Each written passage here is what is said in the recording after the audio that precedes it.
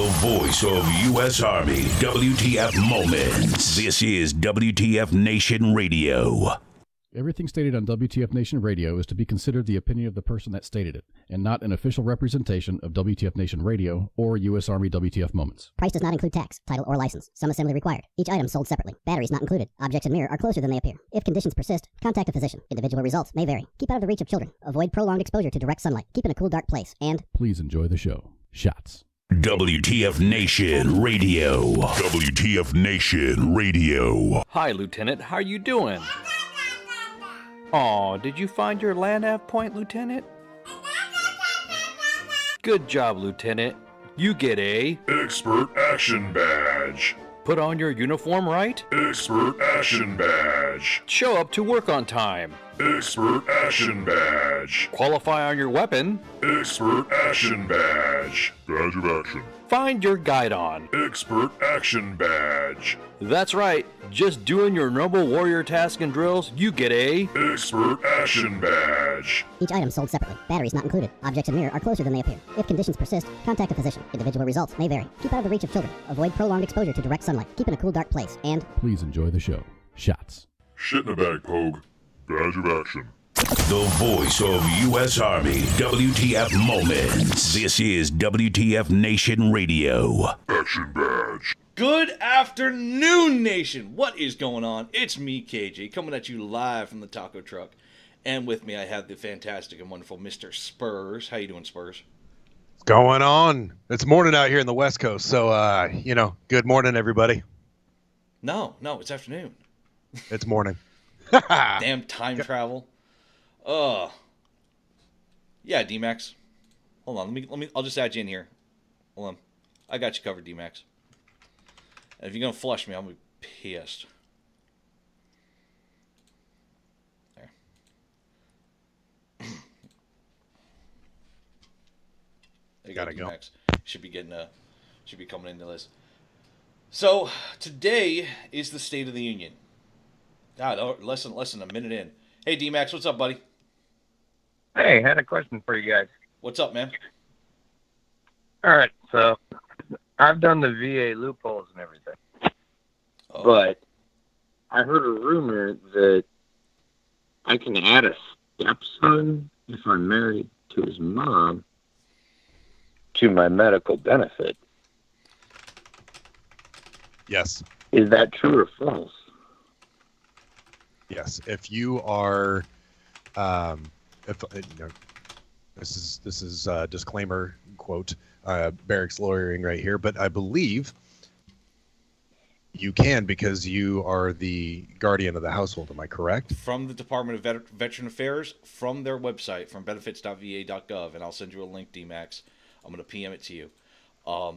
Who is a dependent? Dependents you may add to your VA disability compensation include children, including biological children, stepchildren, and adopted children who are unmarried and either under the age of 18, between the ages of 18 to 23 and attending school full-time, or who were seriously disabled before the age of 18. And I'm going to PM that to you right now, D-Max. All right, that's sweet, because I'm getting ready to go to, because we got married on a 29th, and I heard that, and I was like, man, that would make his $200 a month prescription a lot cheaper. Hell yeah. No, I'm glad, this is one of those times, I'm thrilled that you called and asked, because I was right here. I was like, oh, hey, question, boom, solving an answer. But don't forget, we have at WTF Nation, we have a VA rep as well, so you can always try to contact our VA rep, and I think they're available. On a contact basis. So yeah, if you ever have another VA question, we're not I'm not here, someone's not available, whatever. Boom, just head over to the website. The VA rep WTF Nation has you go to the website and then you email them directly, and they're the only ones that receive the email. Nobody of the other staff ever receives anything, and it's kept confidential. And Yep. all the information traded between them and the individual is kept completely confidential. Yeah, man. But hey, I've heard Red Leg say it too much. Yep, exactly. You contact our VA rep. It's entirely confidential. It's a private conversation between you and the representative. Don't stress it. But hey, dude, I appreciate you reaching out and asking and calling and asking about that. That's an important thing. And hey, just to repeat, if you have if you're curious about adding dependents to your VA benefits, a spouse, including spouses in same-sex marriages and common law marriages, children under the age of 18 between the ages of 18 and 23 and attending school full-time, or who were seriously disabled before the age of 18. And parents, like your mom and dad that are in their depends, who are in your direct care and whose income and net worth are below the limit set by law. And you can do all that through e-benefits. Yeah, thanks, man. Hey, not a problem, D-Max. Thanks for calling in and asking, dude. Thanks for jumping right on it real quick. No problem, dude. You never just outright just sit there like, hey, man, I got a question. And, it's like, that's uncharacteristically D-Max. I got you, fam. Let's get you. What's going on? Hey, not a problem, dude. I'm always here to help you, man. I got a question. I'm not going to push it. I'll catch you later, Thanks. D-Max. Oh, wait.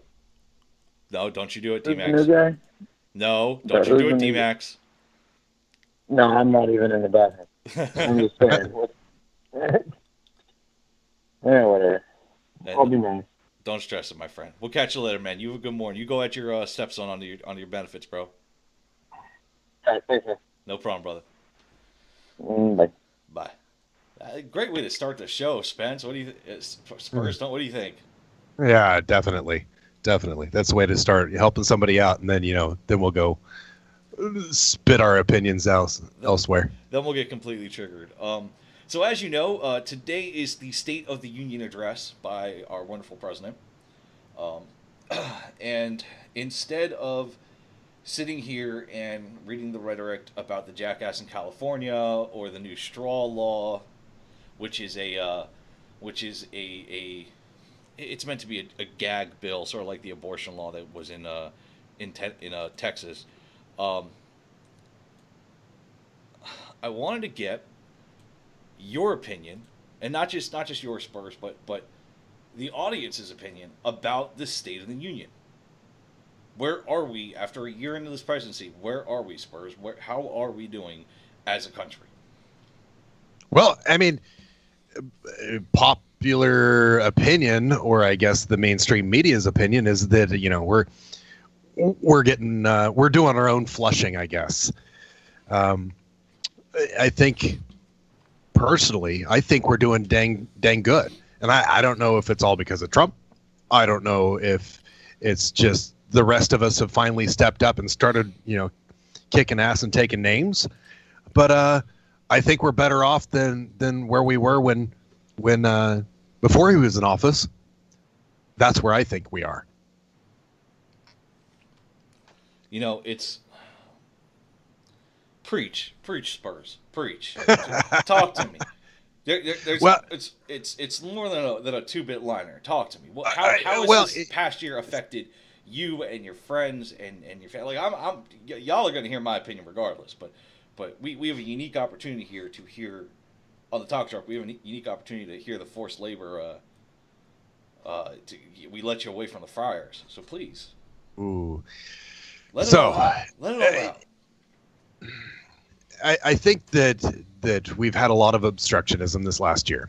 No matter what comes out, it's always awful. I'm not saying Trump is the the brightest and crayon in the box. Mm-hmm. When he comes out there, when he first initially came out as a candidate, I thought of him as a sleazy used car dealer that knew exactly what to say to get the sale. Now, when it comes to that, he gets the sale, and he makes that money. Well, if he's going to spread that wealth across the rest of the nation, and it's not all for himself, then I think we're better off. I typically look at federal government as we need it smaller, give the power to the states, and he seems to be doing that. Let's protect what we have on a grander scale, there's so much flip-flopping and hypocritical statements coming from everybody. They want to obstruct and block and you're racist for not wanting these illegal immigrants to come in, but then we can look back 5 years ago and these people were saying the same damn thing that he's saying, but now they're calling him out on it, and it's just bullshit. Let's be honest here. Stop trying to let's just be real.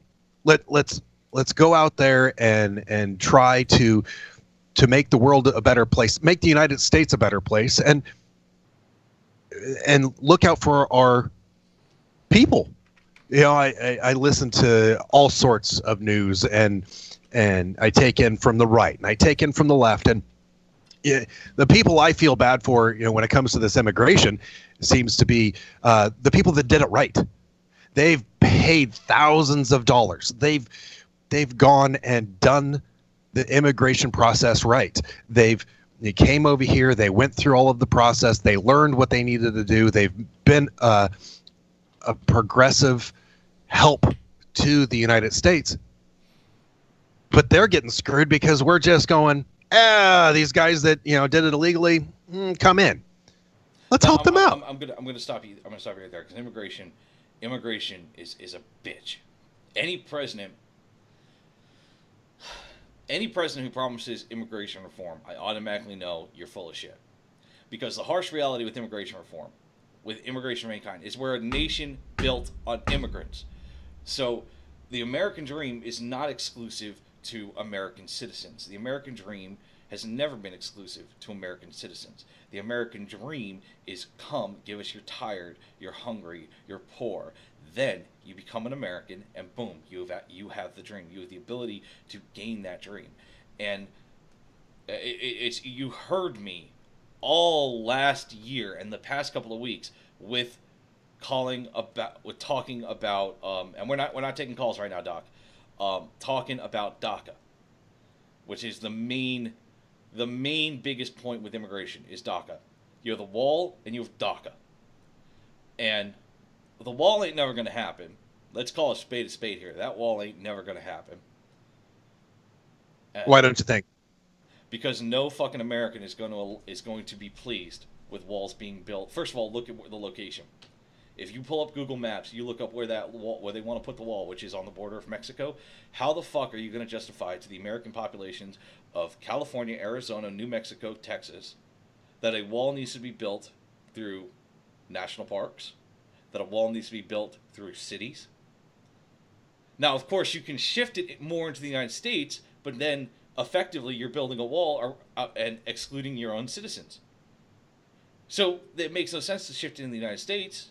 A, it creates a new border, and B, where it is, which is on the border, where it would be, which is on the border of Mexico, you have the Rio Grande, you have military bases, you have national parks, you have mountains. There is no physical way that this wall can be built. No physical fucking way. I gotta disagree with you.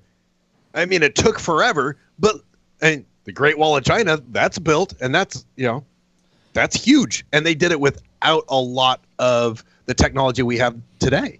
So we have the ability to do it. We have stop the Mongolians. No. We have walls in place so we can fortify them.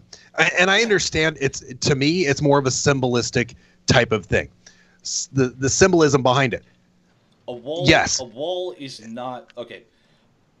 A wall, all it says, all a wall does, and this is the harsh reality of walls. All it screams is, "Come at me, bro." The Great Wall of China did not stop the Mongolians. It antagonized, and they still came rolling through, because the Mongolians were cavalry based and the Chinese military was infantry based, and the cavalry swept through the infantry. And if you look at going even closer to Western culture, if you look at the old European castles and how they were designed, the actual castles, not the palaces like Louis V's, the Rose Palace, shit, but actual castles. Okay, those castles traded ownership because it invites people to, oh, hey, that's pretty well defended. I would love to have that. And then you have a siege. The issue with the wall in the United States is the border is so freaking big and so freaking long that there's no way. No way. Now, where there is wall right now, where there's fence and wall right now, that can be upgraded. That definitely can't be upgraded. But there's no way to have a continuous wall, which is what was advertised by the president. A continuous wall along our border with Mexico. There's no way. You can't build it in a river. You can't build it through or over a mountain. Well, you could, but the harsh reality is if you do that, 73% of all illegal immigration happens through the air, in airplanes. 73%. What are you going to do, put fucking SAM launchers up there and stingers? I mean... No, but, okay, so I tell you what. If you're going to go out there and we can look at the air, fine. So we need to up our airport security and do things right there. I think I have the solution to the wall, and it'll make everybody happy. You ready for this? I'm going to put my stamp on this. Let's hear Spur's stamp of approval. We do the wall. We make it amazing. Okay? But then we allow the snowflakes out there that are very artsy go out there, and you can have your own section and put your art on it. They might be happy about that. What do you think? That won't make anyone happy. I was trying. You know, the harsh reality is, and I see people, I strongly disagree. All obstacles have Overwatch. Yeah, all obstacles have Overwatch. But the harsh reality is, the wall isn't going to slow down illegal immigration in any capacity because 73% of it, already the majority of the illegal immigration, happens by air. You can't stop a plane with a wall. And that's the thing. Like, when it comes to immigration, all right, the next topic, DACA. Let's hit DACA. You're telling me you're going to hold a country that does not legally hold the sins of the father against the child. And we're going to hold the sins of the parents, the sins of the father, the sins of the mother against these children who did not have the legal or physical ability to resist illegally immigrating to the United States. Bullshit. Okay, that's fine. And Trump is already there. I mean, let me go here real quick, and I'm going to go to the homepage of the White House. So it takes all of the rhetoric out of things. And immigration, let's see what they say. And this is the problem. We take a lot of our news from mainstream media. Just go to the source. When it comes to immigration and DACA, Trump's saying, "Hey, we understand. Let's work and compromise on these people that we can't send a guy that's been here for 20 years, doesn't know Spanish or whatever, back to a country that he doesn't know anything about, because that's just making the problem worse for them. But let's allow them. But let's stop the chain migration. If it's that person and their close relatives, dad, son, mother, daughter, those things, not grandma and cousins and aunts and everything else, which is just a drain on us." But that's the other issue. You're that right there. That right there is what America is. Unfortunately, and I'm sorry. Don't apologize, bud. America is a country of immigrants. Yes. And do it legally. And legally, the extended family chain migration, that's legal. That is legal. It is legal for a dad to come here legally and bring his wife and child here legally, and then, okay, mom, come on over. Grandma, come on over. Don't worry, I'll sponsor you. We'll get you in here legally. Because and the best example, and these kind of immigrations come from post-World War II. These kind of policies come from post-World War II. And what group was trying to immigrate the most out of Europe during World War II? Jews. Jews were immigrating by the thousands and tens of thousands and hundreds of thousands, and they couldn't because chain immigration, The only country that had chain immigration during that time was Australia. And you see it, I'm trying to remember the gentleman's name, but a family, they wrote an excellent book too, but the family, their father left in 1936. I think it was 36, 35. I can't remember off the top of my head. I haven't read the book in like 4 years, and I feel like a shitbag.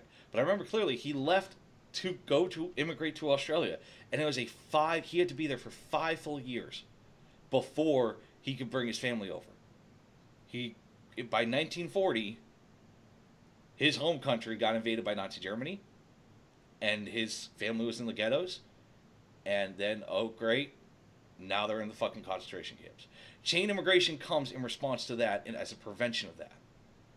To prevent something like that where 3 million people, 25 million people, 50 million people, whatever the number be, not talking specifically Holocaust, I'm talking in the world, whatever number happens to be, it prevents, if a genocide's starting, it allows people to get the fuck out. Oh shit. And it's now policy almost worldwide in one form or another. Immigration, and especially in the United States, immigration is what makes our country. Because unfortunately, we're stagnant. We are stagnant as a country. We cannot get past the two-party system. We cannot get past fucking bullshit. We can't get past fucking simple fucking things. Like a economic bill, a budget bill that had to get extended to February 8th, which, by the way, government shutdown pending in 9 days. 9 days. Hold on. It's 7, 8. Yeah, 9 days. February 8th, 9 days. We have a government shutdown pending. If we can't get the budget bill passed, we are stagnant. We are as much as President Trump has claimed to clean the swamp, Mitch McConnell's still there. Nancy Pelosi's still there. Paul Ryan is still there. John McCain is still... Oh, John McCain, before he had his head thing, was actually pretty fucking moderate. But hard-charging, party-line voting members of Congress and the Senate are still there. People that only vote on party lines. And that's hurting the country. And the president ain't fucking helping with that. He ain't. This midterm election should not be about the Democrats and Republicans. If the president wanted to drain the swamp, he would get libertarians. He would get the Green Party. He would get the Veterans Party of the United States. He would get even goddamn the fucking Nazi Party or the fucking Communist Party, for Christ's sake. But any other parties than the Democrats and Republicans, because we need a third to start breaking up some of these 50-50 votes. It is a stagnation in the District of Columbia. Yeah, obstructionism. That's where I started out with this. Uh-huh. You know, I think we need some reform. We need term limits, but and I'm not in disagreement with, hey, we as a nation, give us the world's tired, poor, hungry, the ones that want to make a better life. But let's do it right. Let's just, stop and I'm not disagreeing with if you came here legally and chain migration for family, great. Let's do it correct. Go through the system. Now, when it comes to illegal immigration, that's what I have a problem with. And illegal immigration, and like I said, if you're here illegally, fuck off. There is a way to do it, but the problem here is people are more willing to choose illegal immigration because we don't have a system in place to help illegal immigrants. We don't. There is literally the exact number is for every one immigration court, there's 37 McDonald's. But that's capitalism. Fuck. And we want small government, right? But we've been regulated and self-regulated, and we create more rules for the rules for the rules. So if we take all of that minutia and crap out of the way, boom. But it's not a matter... I don't think we're on the same page here. I'm not understanding what you're saying here, Spurs. You confuddled me. I'm confuzzled. Okay. So if we look at, we need better systems for immigration when it comes to, getting through the system, helping people out through, migrating here. Great. Let's get taxpayer dollars for that. let's, the role of the federal government, protect our borders, i.e. whether it's military or immigration or, let's keep those things in place. Let's make them right. Now, and taxpayer funded dollars. Now, when the Democrats, I tend to lean a little bit more right, but when the Democrats put all this legislation in here, it bogs the system down. And I'm not saying the Republicans don't do the same thing, because they have their own issues. It's a catch-22. But if we can get our system to streamline and say, okay, this is the proper way when it comes to this country. You want to come here? This is the system. Show me what you can do to bring betterment to the world, to the country, to the people, and not be a detriment on our tax system. We're overtaxed. So if we can streamline that system and stop the chain migration of illegal immigrants and make this right, why? I don't understand why we can't do that. Because it's easier, and honestly, here's the issue with with the legal way to do it, which is the immigration courts. One immigration court per 35 McDonald's. 35 McDonald's. There are 35 McDonald's for every immigration court. That means you have one judge dealing with a population anywhere from, and we're talking all immigration numbers here, anywhere from 200,000 cases a day. 200,000 cases. Be it dealing with illegal immigration, and I think the minimum is like 5,000. So some places are dealing with 5,000 cases a week to 200,000 cases a day. That is insanity. And worst of all, they're understaffed, just like our public defender's office. And even further, all they can do is deport it, because their funding is based on how many cases they can process through. Just take that stamp. Deport it. Their funding is based off of how many cases they push through, and it's easier to just say deport. Bye. That's the harsh reality of the immigration courts. And that's not state level, that's federal. Those are federal courts. People don't want to immigrate here legally. People don't want to immigrate here legally because they know if they immigrate here legally, the chance of actually staying is low. But they'll come back. Yeah, they'll come the fuck back. And do it illegal again. Illegally. Negative. Right. Gentleman came here legally, and this is a great example. Gentleman came here legally. He was exactly 6 months away from being complete with the DACA program. He got deported illegally. He got illegally deported. He came back legally once. He fought it. He got deported again. He is now back in the United States again, this time illegally, from an undisclosed location, reporting on it and explaining why he came back. Because his entire life and livelihood is here. He's an American through and through, except by citizenship. Because he was born here. He was... no, he wasn't born here. He was fucking raised here. I'm sorry, wrong phrasing. He was raised here. His entire life, doesn't speak a lick of Spanish. Doesn't fucking know anything about the culture of his home, of his ancestral home. Why the fuck do we keep deporting this dude? Why the fuck do we keep deporting all these people that are trying to come here legally? Oh, because they need the funding. We add, I think it was we add just one extra immigration court in El Paso, and the numbers skyrocket to a 65% chance of getting in legally, comparatively to the 29% that it currently sits at. That's horrific.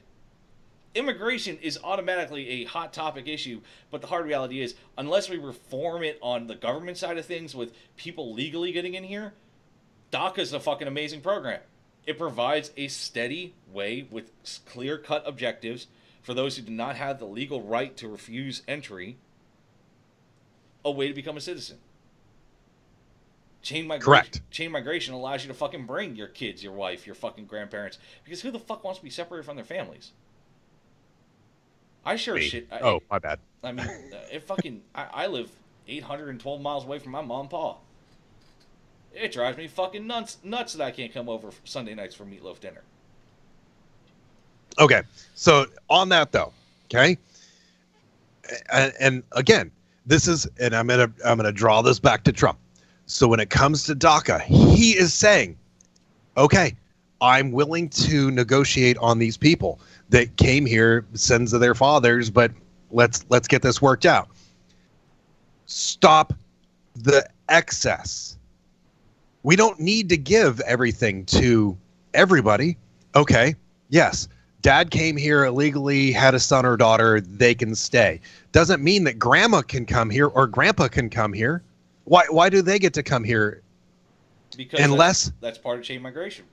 That's part of chain migration. Because once you become a legal citizen, once you legally come here, you can sponsor your family's immigration. Correct. And it's not just for Mexico. It's the United Kingdom, Canada, Japan, Korea, South Korea, Thailand. Okay. You know? And I get where you're going with that. They are here. I want to see them actually get their citizenship before they can bring over anybody else. They can't bring over anybody else without their citizenship. See, according to the DACA program, at this point in time, though, they are not citizens. They're protected. Correct. They're a protected class. But while they're under protected class, they can't sponsor anybody to immigrate over. They can't. At all. In any way, shape, or form. You can't sponsor someone to immigrate until you're a citizen. Right. DACA recipients can. And even further, like the numbers here, and this is what I find hilarious, is from the White House's website. Public support for a DACA fix that ends chain migration, eliminates the visa lottery, and secures the border. Recent polling shows American support turning the deferred action for childhood arrivals, DACA policy, into a lawful policy in exchange for ending chain migration, the visa lottery, and border security. What? Because they're saying 58% of those polled oppose shutting down the government over the DACA program. But the numbers here are talking about a government shutdown over DACA. 65% of those polled would support an immigration deal that gives work permits and a path to citizenship to aliens brought to the U.S. by their parents in exchange for prioritizing merit-based immigration over family ties, ending the visa lottery. The visa lottery is the problem we have an issue with, because that's what's used and abused. Everyone's so focused on chain migration, which is something that's been around for 70, 80 years. Yes, it's a protection. But the visa lottery is what's horrifyingly abused. 50,000 immigrants enter the United States each year through the Diversity Immigrant Visa Program, commonly called the Visa Lottery or the Green Card Lottery. Individuals are selected at random to apply for a visa that permits permanent residence in the United States, and the qualifying criteria are very low. What the fuck? That's what needs to get fucking killed, is the visa lottery. Because you can get a visa, and you get the visa, and you can stay here, and all of a sudden you don't renew it, you don't do anything, because I know people overstay their visas. They do. What the fuck are we going to do? You know, they're gone. They disappeared. And remember, not all immigration comes from Mexico. China. Fucking San Francisco, Los Angeles, San Diego. God help you if you're working in the shipping yards and you run into a container that's got some weird fucking noises in it. Illegal immigration, you know, the wall won't stop illegal immigration. It'll only halt the jackasses that are fucking, you know, that are trying to jump over the fence. But the harsh reality is you could build a tunnel. You can take a plane. You can take a boat. Oh, you're coming from China? Fuck it. You're already taking a boat or a plane. Oh, you're coming from Europe? Fuck it. You're already taking a boat or a plane. The wall is a symbolic waste of money.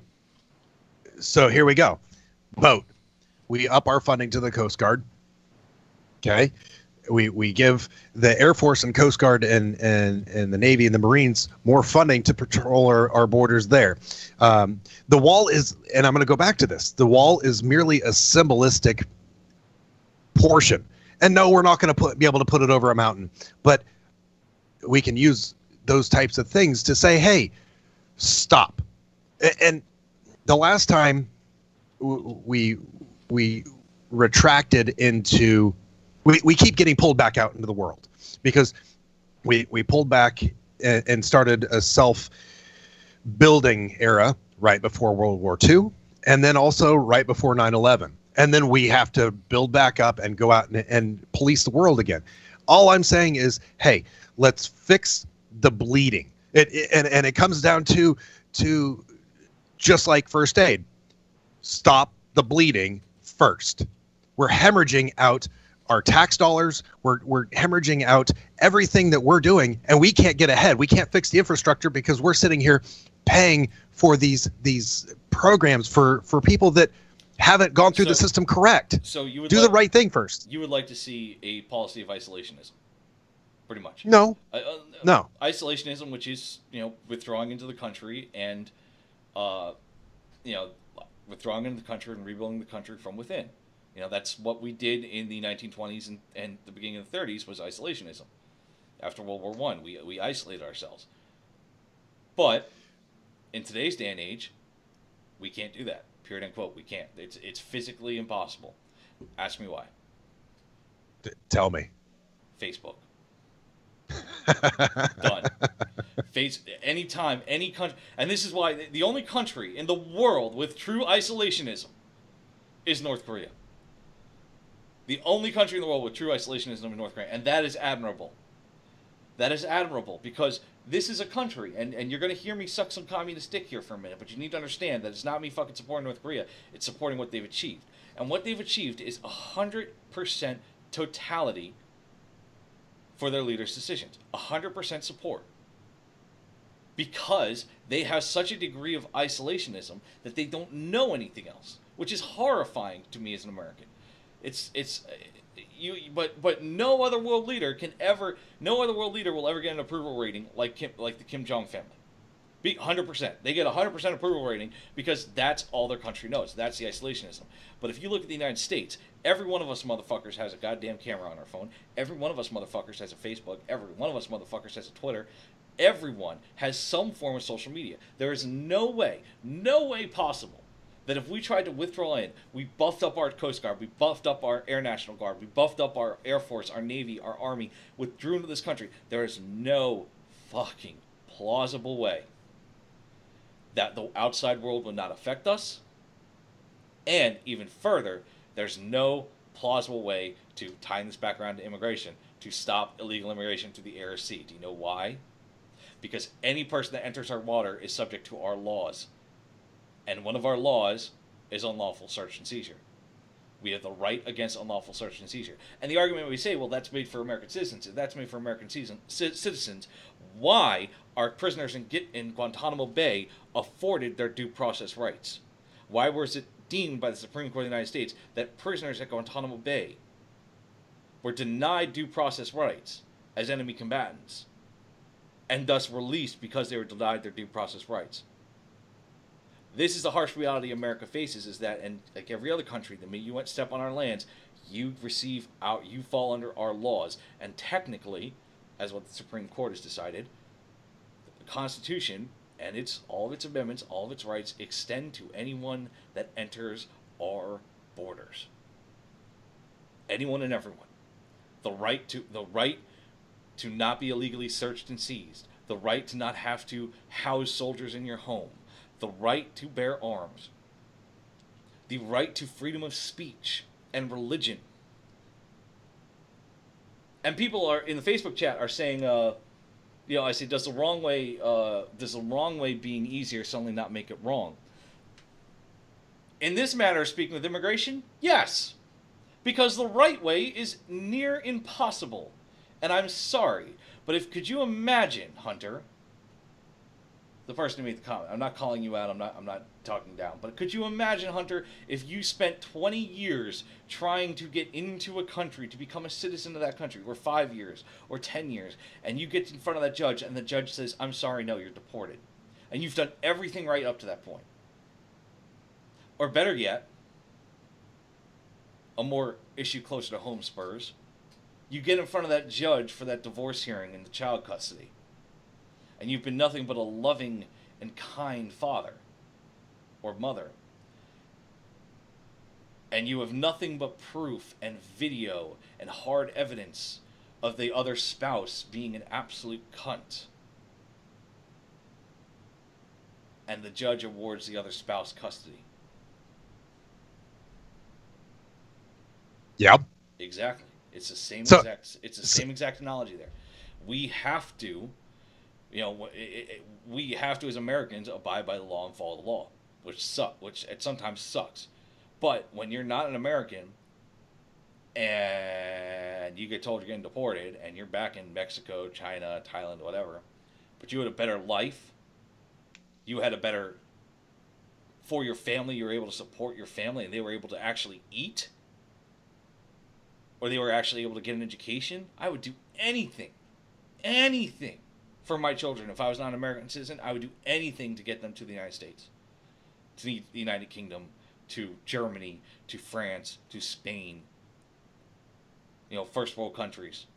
Hell, even fucking Russia. Because it's developed. Because there's healthcare. Because there's fucking food. Okay. Do anything. So let me ask you this. And I see and I feel for the ones that get screwed in the system, because everybody loves those heartfelt stories, correct? When we go out and we say, but what about this one? Or what about this one? I get you. But there is, in the United States, 323 million people. So we cannot govern the country on the onesies and twosies. We've got to govern this country for the better population, the mass population, to make us better.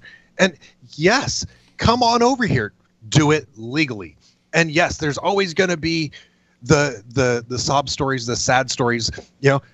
I had to fight that same fight when it came to the court system for my kids, and I watched and got screwed over.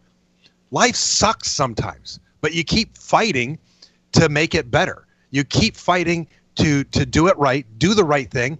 And when it comes down to it, be a good human being and use the rule that you learned in kindergarten. Treat others as you would be treated. Okay. Right? I see a comment in Facebook chat. That is for Americans. Look at the Patriot Act. The Patriot Act doesn't cover anything regarding non-citizens and their rights and laws in the country, and non-citizens and the rights and laws in the country versus citizens and the rights and laws in the country. Unfortunately, by the Supreme Court of the United States, any person that enters our borders is subject to the same rights and laws for basic human decency. Lack of a better phrase for it. The same rights and laws. They may not be able to buy a firearm and own it legally in the United States, but they do have the right to. They do have the right to not be illegally searched and seized. They do have the right to not be discriminated against. And don't get me wrong, I am not advocating illegal immigration. If you come here illegally, you deserve to get kicked out. What I am saying is I understand the mindset of I've tried this legally for 5-10 years, and I can't get in. It just isn't happening. But I need to be able to feed my kids. Any parent here can understand that sentiment. I'm not asking you to sit there and say that's the right thing. What I'm saying is that's the sentiment that's going through a lot of people's head when it comes to illegal immigration, which is a key point in this country that we're stuck on, that we just for the past year haven't gotten past. There's so many other things that we could be talking about other than immigration and the wall. Okay. And so can I had another epiphany. Yeah. So nobody likes my art design on the wall. So here's another one. Mexico. That we've got this streaming population that seems to be a problem, correct? Streaming population, what do you mean? It's a constant flow of people trying to come here from Mexico to find a better life. Okay. All right. So hear me out here. If we've got such a large border between California or the United States and Mexico, why don't we just say, Mexico, we've already taken a lot of you. Just come and join the United States. We'll divide you up. We'll include you into the United States. We'll tax you, and we'll build the border wall at the bottom of your country. Except there's a funny thing here. Once again, we're getting hung up on Mexico, but Mexico has habitually declined in illegal immigration. They went 5.6 million Mexicans, 5.6 million illegal Mexicans have immigrated to the United States in 2016. 5.6 million. Down from the 6.4 million in 2009. However, from Asia and Central America, other than Mexico, has increased. And if you look at where that's coming from, they're not coming by land. They're coming by plane. And if you want to include Mexico in the United States, great. You want to annex Mexico in the United States, great. Well, that would cut out 5.1 million of them, wouldn't it? That would cut out 5.6 million unauthorized immigrants. But here's the hard issue: Mexico is its own country. Yeah, we can They're take not it. going to. Oh, great! So we're going to declare an act of war and take Mexico. Yes. No, we're just going to annex them in. Annex. The minute we put any kind of boots on the ground in a country that weren't, that would be an act of war. We could do it nicely. And once again, I see it. Patriot is spelled out, but unfortunately, it's a surveillance and spy act. It is not regarding civil liberties and rights. The RICO Act is regarding organized crime. I'm sorry. RICO deals with organized crime. Patriot deals with spying and surveillance. Neither of those two deal with what the Supreme Court said, which is citizen or not, you are entitled to constitutional rights and the laws of our country, which the Constitution is the basis for our laws. I'm sorry. There's no other argument here. There's no other fact or no, there is nothing. The Constitution is the laws of this country. Whether you are a citizen or whether you are just some fucking bumfuck fucking visiting from Japan going to Disney World, you're subject to the laws of our country and the Constitution. You have the right to free speech when you are in our country. Even if you are not a citizen, you have the right to free speech. People don't get arrested in our country for saying, I think President Trump's a cunt. People don't get arrested in our country for saying Hillary Clinton is a cunt. I'm sorry. Had to throw that out there. They don't get arrested for that. They get arrested for being here illegally and sent home. For being here illegally. But I'm not just talking about the illegal person. And you brought up like the Air Force and the Navy and the Coast Guard and shit. What are they gonna how are you gonna fucking stop a plane mid-flight? And when they land, how the fuck? We already have something in place called customs. You can just tell a person at customs, I'm here on business. Okay, enjoy. Stamp. And then you disappear. There's nothing more the customs agent can do. So I just figured it out. Let's make air defense relevant again. Oh. And it only takes one or two, and boom. We have the means to deter other aircraft, correct? Deter other. So you're saying lock on to passenger airliners? Hey, if with American if the shoe citizens fits on them? Holy shit! Hey, that's just if it's the small planes that aren't responding by the correct means of our FAA. I'm not talking about small planes. I'm talking about 73% of all illegal immigration comes to the air. And if we want to go even further than that number, out of that 73%, so now that's become a whole number. Now we're going out of 100% out of that 73%. 80 of it happens on passenger airliners with American citizens on board. Holy shit!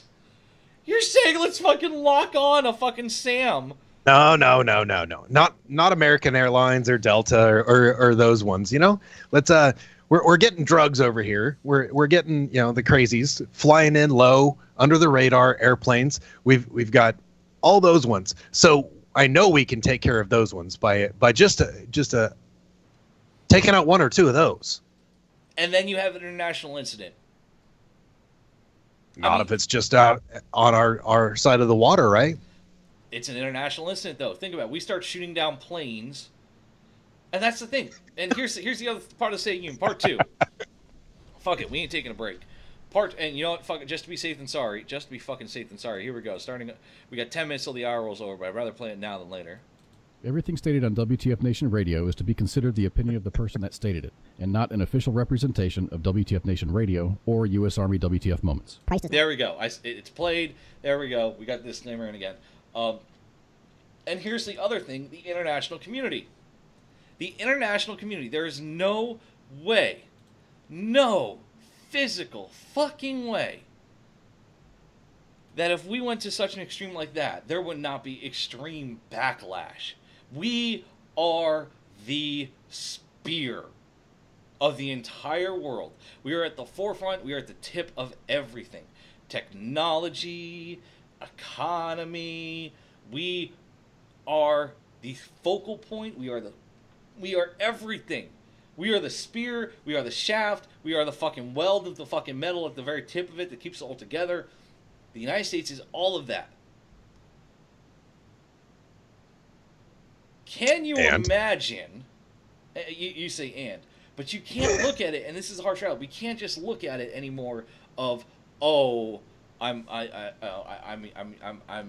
citizen of the United States. You can't because you can't because the harsh reality is we're so interconnected with so many other people throughout the rest of the fucking world that we are informed on everything going on everywhere.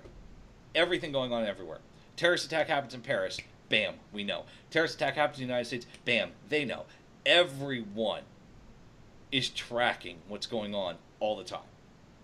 And the minute we start shooting down planes, the minute we start saying that example, or the minute we start shooting people at the border, is the minute we're the ones getting sanctioned. Is the minute we start turning into the Russia, we start turning into the Iran, we start turning into the North Korea. We are not a military despotism. We are America, which is a democracy that is founded on immigrants and the idea of life, liberty, and the pursuit of happiness. As I'm sitting here shaking in my chair, because I'm just like, I gotta do something. I gotta fidget. I'm like, I've been shaking in my chair for like 10 minutes. Oh my God.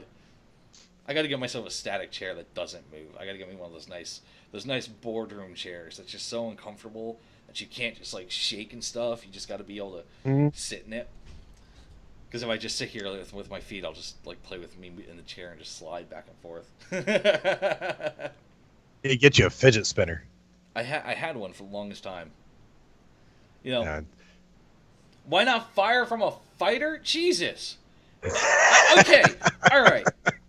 Ladies and gentlemen, let's call a spade here. We're not gonna fucking open fire on an immigrant. And we're derailing from the State of the fucking Union. Moving past fucking immigration. Fuck, we're done with immigration. We're done with it. Damn, that took up 45 minutes of our State of the Union. I want to talk about the fucking world. But we're the tip. We're the tip of the spear. We're the shaft. We're all of the weld. So. But that's the harsh reality is, you know, we're the tip, we're the shaft, we're the fucking weld point, all that shit. But our president's failing us there. I'm gonna put it out right now. He's fucking failing us. When it comes to Russia, when it comes to Iran, when it comes to North Korea, he's doing great. He's hard as shit. I can appreciate that. He's hard as shit when it comes to those countries. 100%. But he has no fucking tact. None. This past year, no tact. None.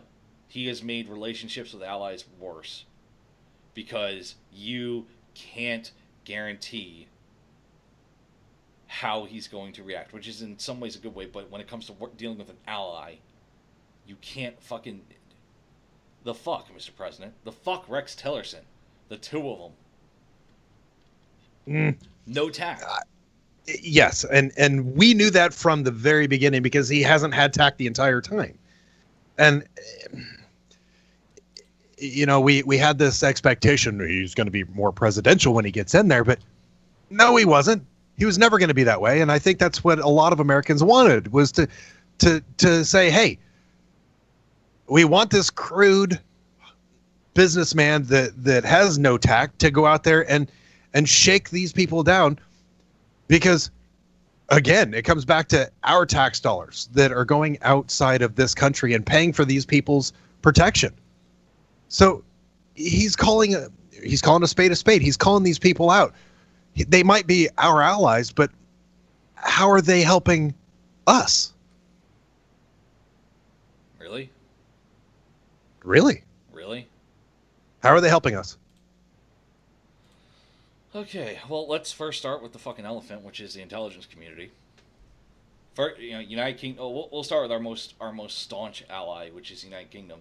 The United Kingdom and the U.S., from what I understand, what little bit and little toes I have dipped in that area, which is none anymore, is we trade info all the fucking time. We're constantly in communication. The other thing, okay, yes, they closed down their base in Afghanistan. They're no longer part of the.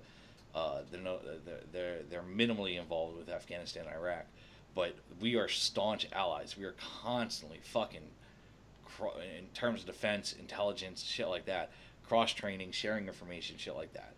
Even further, London and the United States and DC are the two practical hubs of the Western world. Nothing in the world doesn't go past Downing House, and nothing in the world doesn't go past 21 Downing Street, and nothing in the world doesn't go past fucking the White House. Everything hits us at some point. We hear about it, we talk about it. But when you have like a G20 summit, and all the fucking other leaders are, there's Trump. Even our allies, that's a little fucking nerve-wracking. Because what if something happens that requires us to call on our allies? What if what if North Korea, in this entire fucking time, manages to sneak a fleet around the fucking Arctic Ocean? I'm just saying here, by the way, this could not happen.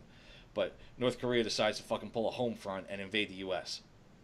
Just saying, it would be the stupidest thing they could do, but we're going to have to rely on our fucking allies there, the United Kingdom, Germany, France. And we don't have a relationship with them like we did under President Obama, President Bush, President Clinton. We don't have the relationship with them because Trump can't fucking stay off of the goddamn Twitter. I mean, you heard me 2 weeks ago, Spurs. 2 weeks ago. Get off the goddamn Twitter. Stop with the tweeting. Just stop. That's immediately become 10,000 times more presidential if you stop fucking tweeting. Because every time you open your fucking mouth on Twitter, it's retarded. And every fucking time you open your mouth on Hillary Clinton and you bring up how she lost, you're the fucking president of the United States. You should not be a braggart. You should not be fucking, I'm the fucking president. Oh yeah, fuck you, Hillary Clinton. Am I wrong there? You don't fucking hear. You didn't hear fucking Reagan going all, fuck you, Democrats. Where's my nuke button? You know. Well, and in Reagan and now, so the difference being there is 30 some years, 35 years. And the progression of the ability to reach out with any sort of media and directly touch your population. Am I saying that like I said, I'm not his biggest fan. I like that we're progressing as a nation towards these things. I'm going to take it back to our allies. Yes, he is not the be all, say all, end all. We're still going to have our intelligence community. We're still going to have, FBI, CIA, and everything else. Those people all have relationships with MI6 and everywhere else around the world because they have a common goal of protecting our nations. Yes, Trump may say things on Twitter or call out people, but it's not going to actually ruin relationships with our allies. He is not that powerful. He's not.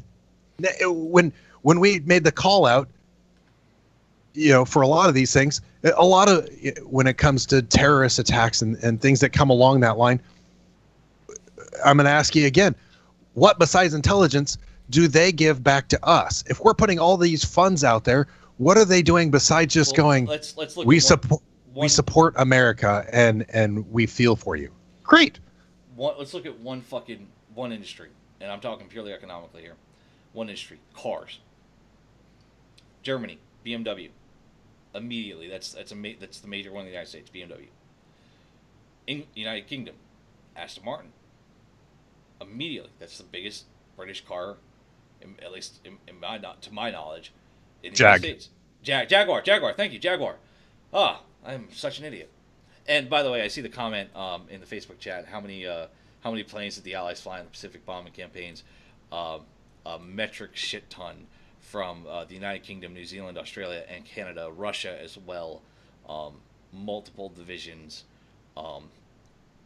division-sized elements participate from those countries. And the French, the French rolled over because they were dumb and didn't fucking prepare themselves. And Spain was neutral. But we do not need allies. That's a comment that distresses me. We do. We are not, and I'm gonna fuck it. Here's a gut punch reality check, ladies and gentlemen. We are not an island unto ourselves. We cannot solve all of our problems alone. The harsh reality is how much money do we have in debt to China? Oh shit, we gotta pay that back. The harsh reality is how much does European countries have in debt to us? Oh shit, they gotta pay that back. We have a global economy. We have a global war effort. We have a global citizenry at this day and age. And it sucks because technology has brought us all together. I fully expect, I am 26 years old, Spurs. I am 26 years old, and I expect in my lifetime to see a move towards continental-based governments. I've already seen it with the European Union. I see something happening in North America. I see something happening in Asia. Because it's gotten to a point where things that happen in the United States, like for example the housing crisis and recession of 2008-2009, that affected Canada, that affected Mexico, that affected the United Kingdom. Incredibly, we were not able to spend, and it affected their markets. We need allies. We need friends. And yeah, Jags are lemons. I know.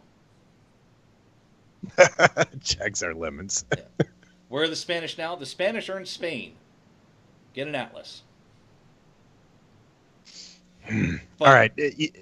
When it comes to your BMWs, when it comes to your Audis, when it comes to your cars, if we were to limit those cars, it's not like we couldn't get our hands on the technology. When it comes to what do we have here that just is revolutionizing the world right now? And he went out and made the plans public for the electric system. Tesla, right? Yeah. So we are just as innovative. We do not have to rely on Germany for cars. We like them, but it's not a necessity. How many? And I'm not talking just the audience, but how many people here, like me, I'm going to buy one American, and I'm going to buy one non-American. I'm buying a Jeep. I love my Jeeps. Don't ever get twisted. I love my Jeeps. But that Jeep is for a singular purpose. That Jeep is for when I go hunting. That Jeep is for when I go out in the wilderness. But when we're talking about just this one section of the economy, which is cars, which is a big, big portion of our economy, I'm buying fucking Toyota. When it comes to my going around town shit, I'm buying Toyota. We why? Because I believe Toyota makes a better round the town car. That Camry gets some good ass gas mileage. It's one of those things of, and BMW is a war. I don't give a shit that BMW is a war company. The only reason I brought up, first of all, we're gonna stop with this fucking World War II bullshit, and I'm gonna specify why real quick. I brought up World War II when it comes to immigration because that was the main reason for immigration reform back in the 50s. Back in the late 40s and the early 50s, 1940s and 50s. Nothing about World War II affects today, except for maybe NATO and the Warsaw Pact, which ended in the early 90s. Let's get past fucking World War II. Even further,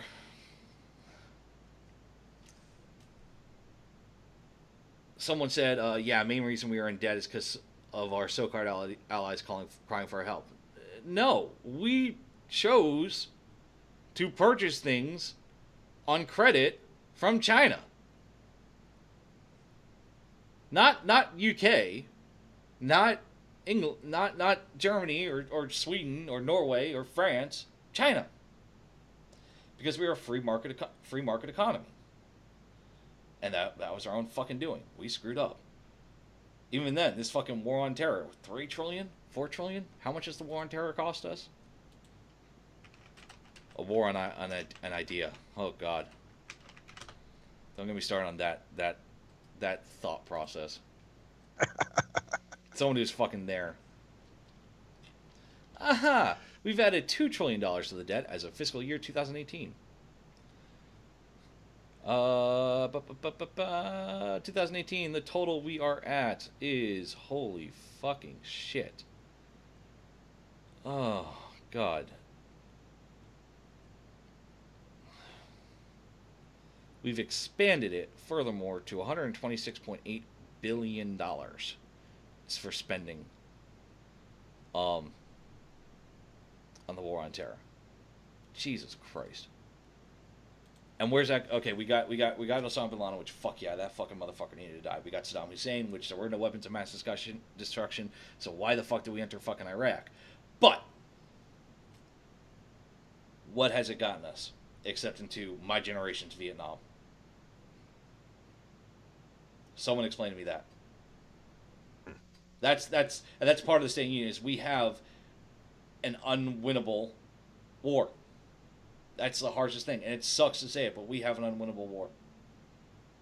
We don't have an unwinnable war if we take the cuffs off. We take the gloves off, Spurs. and Mattis has done that. Spurs, question. Can you kill Islam? No, better question. Can you kill Judaism? No, you can. It's not taking away a religion. I'm not specifying the religion. I'm asking you outright, yes or no. Can you kill Judaism? And no. It's a leading question. I know that. And the reason why I'm asking that is because you can't kill an idea. You can't. Terrorism is an idea. You can deter it. But you can't kill an idea. I mean, look at the rise of Islamic extremism through the 70s, 80s, and 90s. You know, you can deter it as much as you can. But now we've entered a situation that is untenable. I am fucking terrified that this is going to last till 2021, and we've been in this conflict for 20 years. I am terrified of the infrastructure of Afghanistan. And with Pakistan right next door, Pakistan may, if we fully pull out, Pakistan may say, well, that we've been in it opium longer looks than 20 years. good. We just put a name on it 20 years ago. Yeah. No, I thought we were in year 17. 2001 to 2018, 17 years. Unless we. What I'm saying is going all the way back. I mean, they've had this look at it, and this extremism for a lot longer than that. It's just we joined in to fight this 17, 18 years ago. And it's Hunter says you can't kill an idea. So you can kill democracy. You can kill freedom of expression. That's the harsh reality when tying it all back to the State of the Union. We are at a point in our country where discussion like this, which is frank, is frowned upon. And even more veering away from our president, from leadership, and from stuff that I directly can't affect or control. Our populace is what worries me the most. The average day Joe is not what I worry about. It's the alt-left and the alt-right. That's what worries me, Spurs. We are so divided right now. We have an entire generation of people that are growing up with instantaneous as part of their mantra. Instantaneous information, instantaneous reward. Yeah, but a lot of the problem that I see is taking a lot of the sound bites and running with them without doing the due process to actually Correct. do the research behind it. A lot of these interviews you see of these people going on in these marches, you go and ask them their opinion on something, and they step all over their own dicks because they don't know what they're marching for. Exactly. They don't know the whole story. They don't know how to form a complete thought. They just know to scream out and cry that something's wrong. And free thought is discouraged. All the way down to elementary school, free thought is discouraged. You spit back what you're told to spit back. You're not allowed to learn. You have to memorize. It's disturbing that in the populace, like right here, I made a comment 15 minutes, not even 10 minutes ago, about how we're in an untenable, unwinnable war. And that's the harsh reality of it. We are. And I know someone somewhere has heard that and has made that into a soundbite, and I'm going to see fucking tomorrow, with my fucking luck, fucking on We Are the Mighty or some bullshit, fucking host from WTF Nation Radio says the war is untenable, the war is unwinnable. And that, I'm sorry, I'm a realist, Spurs. I'm a fucking realist. And I'm a glass half full realist, which is the worst thing ever. But the populace will take that. I'm just using that as an extreme soundbite, by the way. But the populace will, the populace, the alt-left, the alt-right, will take that fucking soundbite and sit there and run it to fucking death. And the alt-left will praise me as a fucking liberal, a liberal realist who understands the needs of the current generation. And the alt-right will demonize me for fucking, being an unpatriotic, unloving, uncaring American who doesn't understand what he has. When in the harsh reality, I just, I'm looking at spending and going, Jesus fucking Christ, we're never getting out of debt from this. Not in a long time. Not in my lifetime. Have hope, brother. Have hope. Yeah. No. I'm sorry. It's another $128.5 billion on spending on the war on terror. That's like, Jesus fucking Christ. And yeah, I see it. Clinton has been bombing Al-Qaeda way before 9/11. Great. But we weren't officially declared a war. Don't get stuck up on the wars unwinnable. Don't get caught on that. That's a personal opinion. Oh, better play it. Son of a bitch! I think the worst part is when it comes to the population. Like I said, the generation that followed mine is instantaneous. My generation is bitter. My generation is bitter because we grew up believing in the American dream, and we grow up and we realize, oh shit, the housing market collapsed. This dream is it doesn't exist anymore in this day and age. It's a different kind of dream, and we're still trying to figure out what the hell that new dream is. You know what I'm saying? Like my generation doesn't want to buy houses. We want to rent. No, but I that'll change. Yeah. Oh no! My thing is from people aged 26 to 35. Well, 25 to 35. That's where I fall in right now. That's our age group right now for my generation. And we don't want to buy houses. We are not buying houses. We are renting. Because why the fuck would I want to fucking pay $15,000 to get my AC unit replaced when I can pay $950 for the rent on my house and not have to worry about the cost of my AC because it's covered in my fucking lease?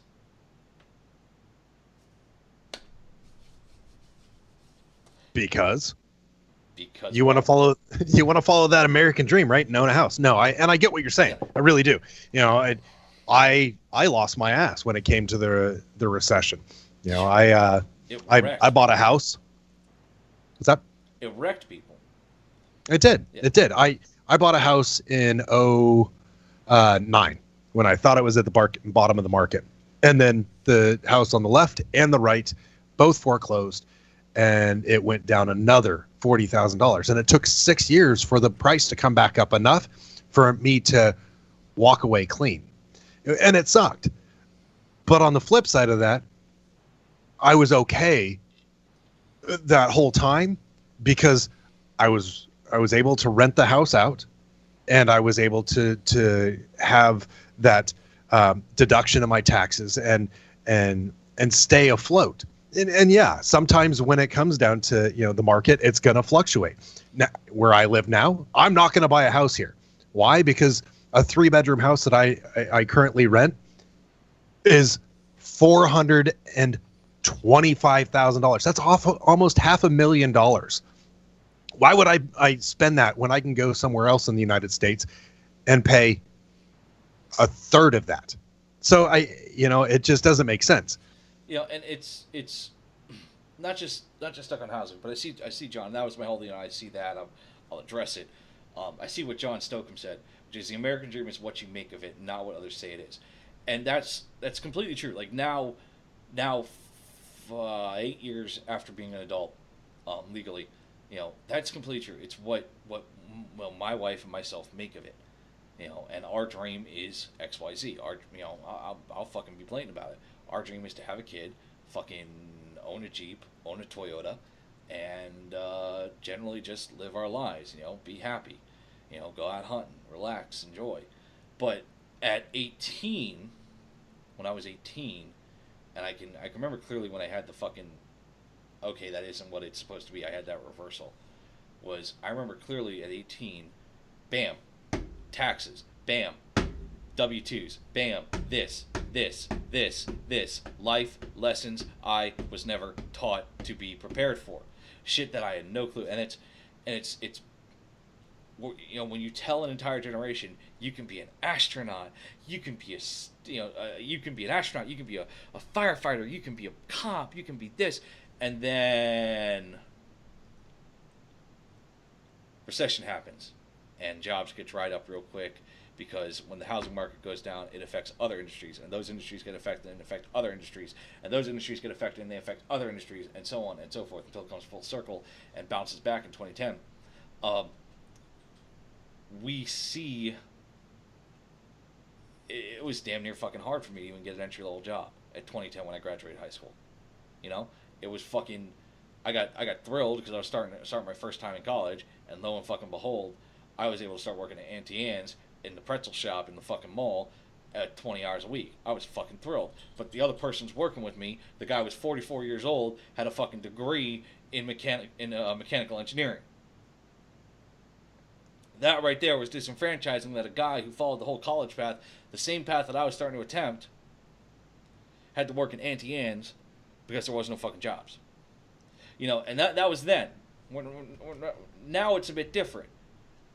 But we're growing up bitter, and we're starting to become the major population.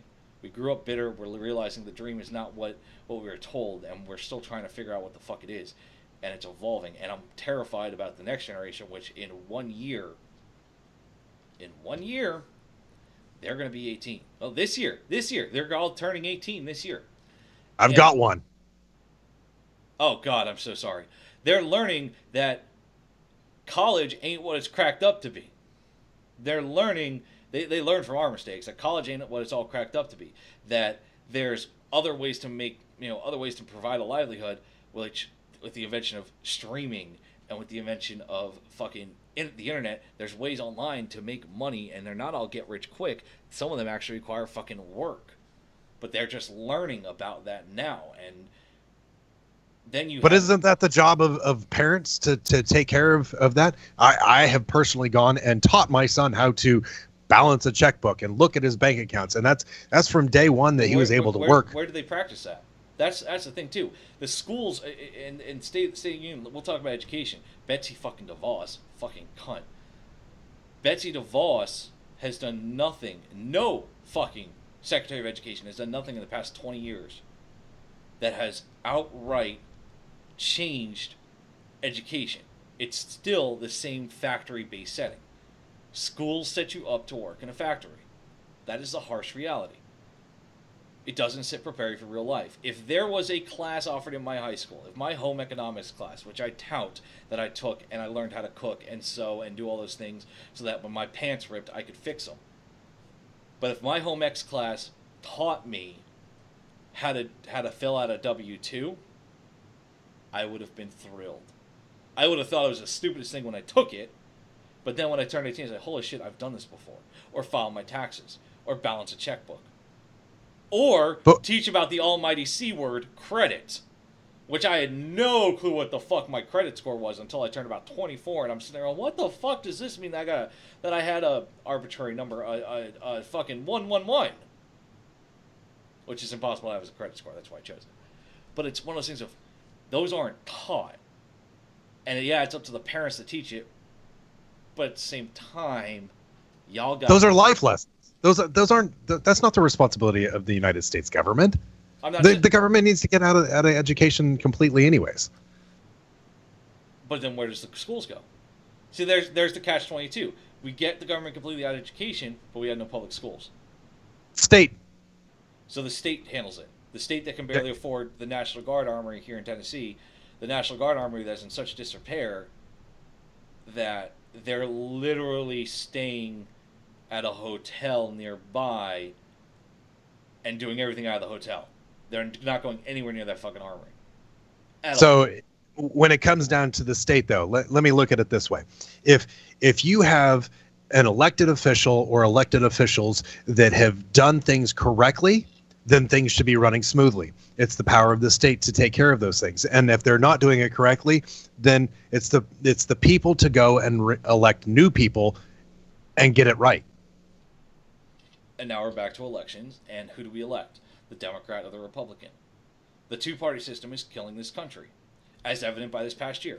This two-party system this past year has effectively stalemated our country already once, with an extension for that stalemate to February 8th, T-minus 9 days. The two-party system is killing our country, so we have to educate further. There's a Veterans Party. I've advocated the fucking Veterans Party like a motherfucker. There's a Communist Party, for Christ's sake. If you believe in communism, then elect a communist. But for fuck's sake, Democrat or Republican, that's our choices. That's how it feels for the past 8 years. Democrat or Republican, Romney or Obama, McCain or Obama, Bush or Gore. I forgot who Bush ran against on his second term. It's just my bad. But, Democrat or Republican. Fuck, I would love to see a Johnston presidency. That would have been fucking funny as shit. Guys making jokes about how weed causes fucking heart attacks. But it still comes down to local. When if you can go state level on these types of things, that's the way we're designed. If federal government gives the power to the states, if the state screws up, that's on them, and then they can change it. 2-4 years, boom, fix your own house. But now you're looking at the separation of power, the separation of federal and state, and if we give the states too much power, then we have we're back where we were in the 1860s, where states are like, oh, we don't fucking need you. We handle our own education. We handle our own this. We handle our own this. Fuck you. And oh God, why? Why? Because do I want to go move to California? No, I don't. Especially if I can't get a damn straw without sending somebody to jail. Oh, we know that's a fucking gag, Bill. It's a gag. Hi, Quasi Ash in the Mixer chat. That straw bill. That's an excellent example of what I'm talking about. That straw bill that's proposed in California, where it makes it illegal for a waiter to hand you a straw, and it's like a $1,000 fine or some shit like that. First of all, it's like the Texas abortion bill that was presented by the lady, where all men had to get approval from their spouses to get a fucking vasectomy and blah blah blah blah blah. It's a gag bill, but it brings up a good point. That fucking representative, Ian Calderon, who I keep a good fucking track of congressmen and senators. Ian Calderon's fairly fluid. And fucking, if you have to introduce a fucking gag bill to raise awareness over something, then we have a problem in politics. And the main problem is two parties. Our forefathers said, don't let it fucking devolve into a two-party system. They're the ones that said it, first of all. And we have. Sorry, I needed my coffee and Kahlua. We've allowed it to fucking devolve into a two-party system.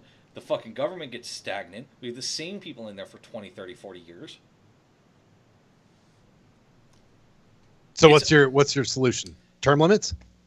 Fuck the term limits. Educate about the other parties and align with them. We're all the majority of people listening here are veterans. Why the fuck are we not getting involved with the Veterans Party? There's my question to you, audience. Why the fuck are you not researching the Veterans Party?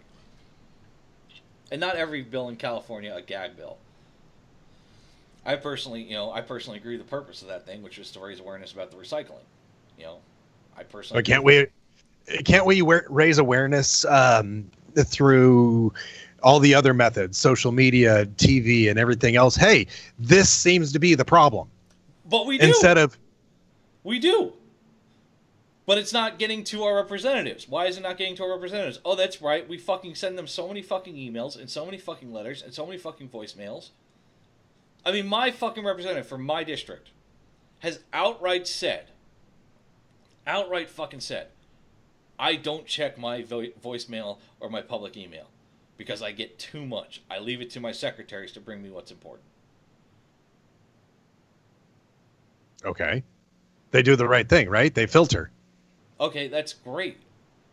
But if you're not hearing from your constituency, how do you know that you're doing what your constituency wants you to do, what you were elected to do for? And then... But if you hire somebody to go through your voicemails and your emails to filter, and you have 500,000 emails saying, "Hey, the straw is the problem," that receptionist is going to, or secretary is going to take it to your attention. But that's the issue. We've using my district, we have a major issue with the interior. We have a major issue with roadways. Massive issue with roadways because fucking Nashville can't get out of their fucking head that they need to fucking, not put fucking stupid fucking water-based... Okay, so they put water base prior to plowing, which creates ice. And then ice on ice creates more ice, and then snow. And then they fucking properly plow because they're fucking retarded after we've had 60, 70 accidents in an hour. So, of course, with all this stupidity on the roadways, our roadways are deteriorating at a rapid rate. Even further, we've had an increase of traffic. It went from, when I first came here in 2015, it went from, in the 3 years I've been here, almost a 45% increase of traffic through Nashville because we are becoming a rapidly expanding city. We're expecting, we were expecting a population growth of 6.4 million from June of 2017 to December. What we got was 8.9. So an extra 2.4 million people. So we have an extra 2.4 million people. We don't have the infrastructure to transport them all. And by the way, this same infrastructure is deteriorating because of our own lack of knowing how to fucking plow during the winter times and the road's not being able to handle that many people. So, what does our representative do for our area? They petition for better care of the roadways and to attribute the budget to it appropriately. You're lucky. They hire two gentlemen from New York City from their Department of Transportation. And these two gentlemen say, and I fucking quote the cunts, "How you're handling the roads is fine. You can use a water-based solvent before you ice." $325 million is what they paid them for the consultation. $325 million. $325 million fucking dollars. That's the American dream. That is a failure in my government, my local government. That is a failure of, once again, my local government consisting of Republicans, Democrats, and independents, which the independents are grossly outweighed and don't have a fucking voice, but I think we have two versus the rest. Lo and fucking behold, the Democrats tell them, oh, this is going to be cost effective, and they're from New York. They get snow all the time. Bullshit, they get fucking slush. I lived in New York. I know how the roads get in New York. They get some snow and then it turns to fucking slush because the rats keep pissing in it. Well, that and salt and chemicals, yeah. Which is a lot of the reason that cars from the Northeast don't have any value, i.e. the BMWs and things like that, because they're all rusted out. Yeah. Meanwhile, fucking New Hampshire, which gets, 6 feet, 7 feet of snow a year, roughly, their roads are shit, but they're Johnny on the spot. Bam. Okay, bridge washed out. Let's replace it. Boom. 2 weeks. New bridge. Fucking, they know where their priorities are. That's why, you hear me, I want to fucking, I want to fucking move. I tell my wife all the time, I want to move back to New Hampshire. I want to move with her back to New Hampshire because it makes fucking sense there. I'm in Nashville and I want to blow my fucking heads out. The representatives over where my wife was from in New Hampshire are not only boots on the ground finding out what's going on and actively participating in it, and fixing shit. But comparatively to here in Nashville, we get gridlocked over a goddamn General Forrest statue, which the supposed Grand Wizard of the KKK, because there's no fucking actual 100% hardcore proof evidence. Oh, don't get me fucking... Don't get... Cedino, I'm from fucking Massapequa, Long Island. I grew up in Massapequa, Long Island, just south of Merrick Road. I was right there by All-American. I know fucking... I miss Giuliani. If Giuliani ever ran for fucking president, I would illegally vote. I would make millions of fucking illegal identities and just vote. Constantly. Just constantly. Giuliani. Because I fucking love the man. Rudy all fucking day. But Como and fucking, who's the other cuck boy? I feel you, dude. Fucking upstate New York got fucked by fuck, what's his name? Yeah, Como. Governor Como. And fucking Mayor de Blasio in fucking Manhattan. We've got a population of fucking 2.5 million on this, 5 mile square island. We need all your fucking money. I feel you there, David. I feel you. Salt and molasses mixture. Oh yeah, fucking. I'm talking about my birth state. I fucking love talking about my birth state. Well, at least you guys have that issue, and not everything is solved by roundabouts. That's what we have out here in the Pacific Northwest. See, like roundabouts. I love roundabouts. They're fucking. They keep traffic flowing. Like there's been active studies. Roundabouts keep traffic flowing, and they prevent the invisible stoplight, which is what happens is how in an ideal world, light turns green. Everyone behind that light accelerates at the same time, and everyone gets through at the same time. But we don't live in a real world. The first person goes, and the second person's like, oh shit, I need to take my foot off the brake, and goes, and so on and so forth. And what happens in traffic patterns, like on the highways, you get those invisible red lights. And where everybody stops for no fucking reason, and then they go. It happens. Roundabouts prevent that. It keeps traffic flowing. I love roundabouts. But Americans can't drive roundabouts. It's not that fucking hard. I see Casey's comment, until you have a drunk asshole who just drives up and over. Oh, God. Don't get me started. Fuck it. We'll move to the interior. We'll move to our fucking roadways. Because apparently we ain't getting a fucking 3-party or 4-party set. I'm at a point where I just would advocate any fucking political party other than Democrats or Republicans. I'm fucking tired of it, dude. I'm so fucking tired. Let's talk interior. How are we doing on producing food?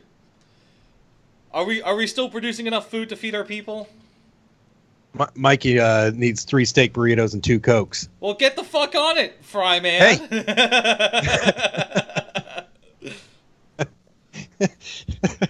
I'm on it, buddy. You took the order. Start cooking it, man. I'm just sitting here trying not to drive us through fucking, the gates at the White House, man. Hey, watch out for that roundabout. You motherfucker. Ugh. This is why I drink coffee in Kahlua. This is why I'm going to bartending school. By the way, my first night's tonight. I will update you on Thursday after 2 nights of school and how bad I want to blow my brains out. It should be fun, right? I mean, okay. So we're gonna talk. We're gonna tie this right into interior, right? So, never in my life did I expect myself. Did I envision myself going to bartending school? Right? Never. So of course, I'm going to this thing, and I'm like, for the first time in a long time, I'm at peace. You know what I'm saying? I feel like this is where I need to be. Like, I joined the Army. I felt like that was where I needed to be at the time. Got out of the Army, and I stayed in Nashville, even through a very nasty divorce. And at the time, she was just my roommate, but now she's my wife. And I felt like being around her was where I needed to be. Here, I'm with my wife. We're still in Nashville, and I feel like going to bartending school is where I need to be. Why the fuck... And the point I'm trying to make is, why the fuck don't we celebrate shit like that?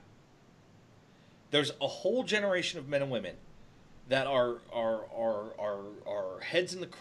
As I'm repeating R 1,000 times, sound like a fucking pirate. That are head in the clouds, no clue what the fuck they're gonna do. They're worried about going to fucking colleges. When the harsh reality is, there's tech schools, there's trade schools. Like mine's a fucking trade school. I'm gonna spend the next 3 weeks fucking learning how to mix drinks, and then I go to an ABC course to get my liquor license, and then boom, I'm legal. I'm actually wanting to get my liquor license in my next nearest state, Kentucky, so I can be legal there too, and go up to Fort Campbell and fuck with all the young little privates, because that's what I do. And why don't we fucking... No, there's no drinking in class. But why don't we fucking celebrate the tech schools? They're just as much part of building the interior, building the infrastructure as anything else. The plumbers and the electrical technicians, the bartenders, all the fucking jobs that are technical. Why don't we ever celebrate that? And not as Spurs for commentary. Well, we're starting to get back to celebrating the technical jobs, and there's a big calling for that, and people are realizing that you go and you get a bachelor's degree, and it puts you in the aspect of 90% of other people that have bachelor's degrees, and it doesn't mean anything now. So, we're getting back to manufacturing here in the United States, and we're getting back to those technical and trades, and it's good, and they make good money. So we're getting there, and I've had that guide. Having 3 kids myself, my oldest, he got into a great 4-year university just recently, but if I gave him those options, I said, hey, you also need to look at trade schools and what you're good at, and you can look at the military. If we put all those options out there and we give people and our kids, that next generation, the idea of all of it, and let them, and help them become that next generation of producers, then that's our responsibility as parents and responsible citizens. When it comes to here I go. I'm going to just touch on this briefly, but when we are paying people like Greg Salsa to teach our kids these things, that's what just frustrates the shit out of me, because let's talk about Greg after you're done. Let's talk about that as an example. Yeah, and I'll swing this back around here in a second, but I having a 17, almost 18-year-old that's going to be going off to college, I purposely make that connection with him every day that he comes home from school to talk about, politics and these touchy subjects, because a lot of the time, especially where I live and California and Washington, they have their own ideas on things and they try and push their agenda. And I like to put that other aspect and idea in their head. And that's my job as a parent, because I'm not going to push my ideas on him, but I'm going to inform him of the opposite side. And that's the only thing that can help this nation grow, is realizing that we have all different aspects of things. Well, it's okay. So taking that the current jackass and fucking wherever, Greg Salcido, and the anti-military comments. First of all, thank you for sharing your opinion. I'm glad for your opinion, and I appreciate your opinion, because that's your goddamn First Amendment right. So thank you. Thank you for your opinion. But the harsh reality is that's the current sentiment in that area from that gentleman. And when you're in a position of power like that, when you're on a platform, and tying this to a whole State of the Union, you lose luxuries when you're on a platform. You lose luxuries of being able to put, especially like when you're teaching, being able to put out your personal opinions and your personal feelings, because you have to teach the curriculum. Here I'm on this show. I can talk about damn near, if I want to talk about that fucking Minecraft pickaxe for fucking 70 hours, well, god damn it, I can. But it doesn't detract the fact that I have a platform that I can put my message out, my opinion, and this is the appropriate platform to do so. Right then and there, oh, it's gonna be unpopular opinion. Spurs, I'm gonna get fucking spit roasted for this. Him losing his spot, him losing the sandwich named after him, him losing the fucking spot on the city council. It's discrimination. That right there is discrimination. I am a constitutionalist, and that is discrimination because he voiced his opinion, granted, in the wrong setting. But that is his opinion. Okay. And he is now being punished for his opinion. His sole opinion, which we the veterans signed on that dotted line and stated, we're going to support and defend the Constitution, and we support and defend the good and the bad. I support and defend that person's right to go out and wear a pussy hat and claim that President Trump is a rapist, misogynistic prick. And I may not like it, but I chose to defend that. Just as much as I chose to defend Toby Keith getting on stage, putting his hat above his heart, and singing the national anthem. Just as much. And this is gonna be a look at the other side. I think. Oh, it is a nice pickaxe, David. I know it is. Yes. So looking at Greg Salsa, when it comes to them taking away his pulpit, he is a city council member. The reason that they do that is because the reason they did that, I see it as, hey, you have the freedom of speech. When you're not standing here in this position, you can go and do whatever you want. You want to go outside and walk around and demonstrate and protest and all this other stuff on your own time, great. But if you're going to make the poor decisions to do this constantly and bully a kid and degrade the military, in that aspect, you're making poor decisions, and you should not have your positions if you make poor decisions. But regardless, everyone on that city council, okay, yes, the guy got recorded. The guy got fucking caught red-handed. It sucks. Fucking hand in the cookie jar. However, his opinion about the military, and before they suspended him, his opinion about and this is a direct reflection on the populace at large and our current attitude of crucifixion. Did his opinion about the military, if you look back at anything he's decided upon for the city, did his opinion about the military, which is now public knowledge, did that impact his ability to be a city councilman? And this is the point I'm trying to bring here. I don't want to get stuck up on what he did and what he said. I want to get stuck on the populace here because, State of the Union sort of theme going on here. Did we do that everywhere? And we don't ask that important question. Did his opinion impact policy, procedure, etc.? President Trump, and this is the key thing. Bo Bergdahl. I'm gonna bring up Bergdahl here.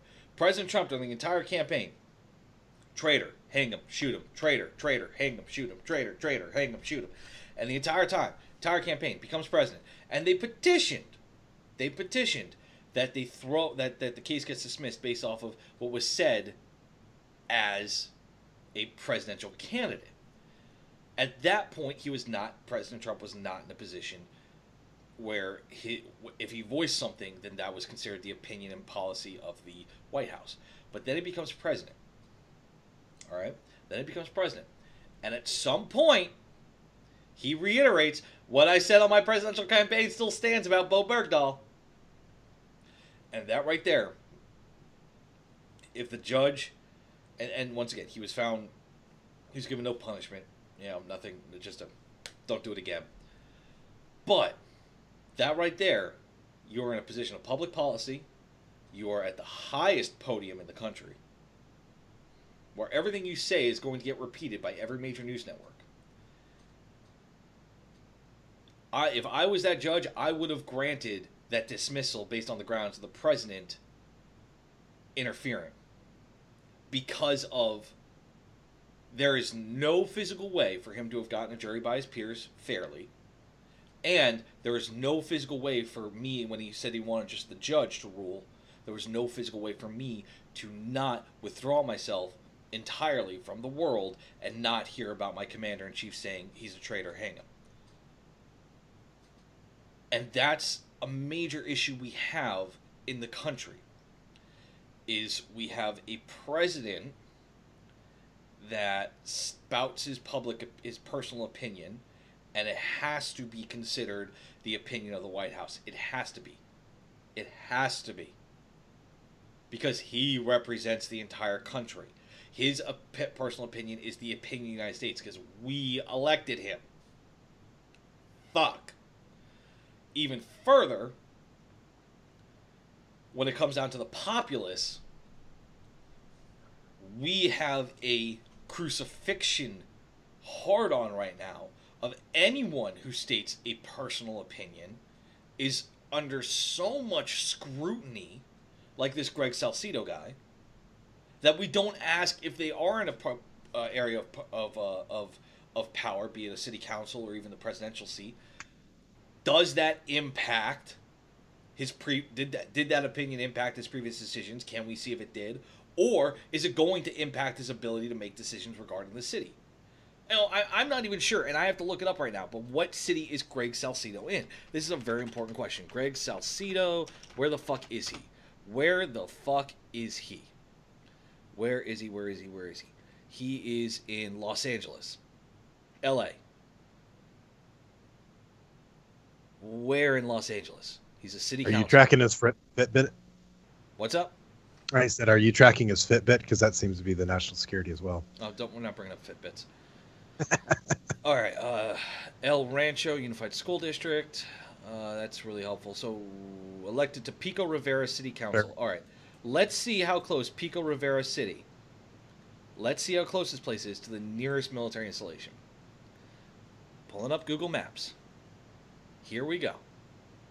Pico Rivera is nowhere fucking close to any military installation whatsoever. So in no way, shape, or form does his opinion about the military directly interfere. Now, of course, there may be a recruiter or someone like that living in his, or National Guardsman. Yeah. He called them pimps. Yeah. Okay, he called them pimps. But the harsh reality is, he's elected to the city council to deal with things for the majority. Yes, there's plenty of fucking people, and this is the worst fucking thing to say, and I can't believe I'm fucking saying it, but there's plenty of fucking people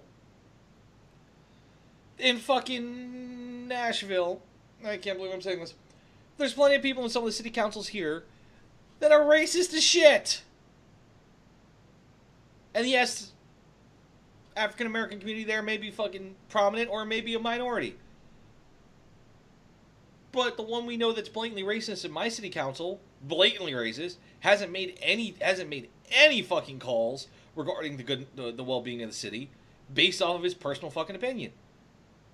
Mainly because his fucking platform is fucking dealing with the goddamn tow trucks and infrastructure, but you know, nothing fucking, he hasn't done anything that impact that, and we haven't fucking evicted him out. I mean, I want to, because he's just a fucking idiot, and he can't get the fucking tow trucks ever right. But for fuck's sake, there's nothing near Pico Rivera District, Pico Rivera City, where he's on the council. Yeah, he may have some fucking National Guardsmen, he may have some fucking reservists, he may have some fucking recruiters. But overall, for that district, for that area, has any of his decisions been impacted by his personal opinion? No, they just ousted him right away without asking or investigating that question. Is he able to be fair and just? Is he able to separate himself like several great leaders were able to separate their personal feelings, their personal opinions for the betterment and benefit of their country or their populace and create policy for their populace that was fair and just and independent?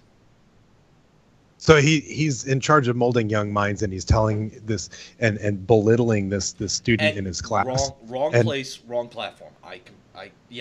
Wrong place, wrong platform. And belittling a child is a shitbag. That's a horrible fucking thing to do. So if he can't make the right decision to do it there, what makes it okay for him to get up and take care of our veteran communities when the parent of that student or the one that recorded that video is a Marine veteran of Afghanistan? So if he's now belittling the parents of that kid, now that is his voting constituent there in the school district. They're in the city, in Pico Rivera City. Yeah.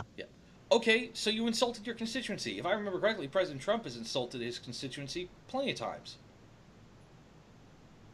So is he going to put together the policies? Is he going to continue? The point I'm trying to make here, the point I'm trying to make here, is that it's okay. Okay, it's not okay for. I'm not condoning what he said.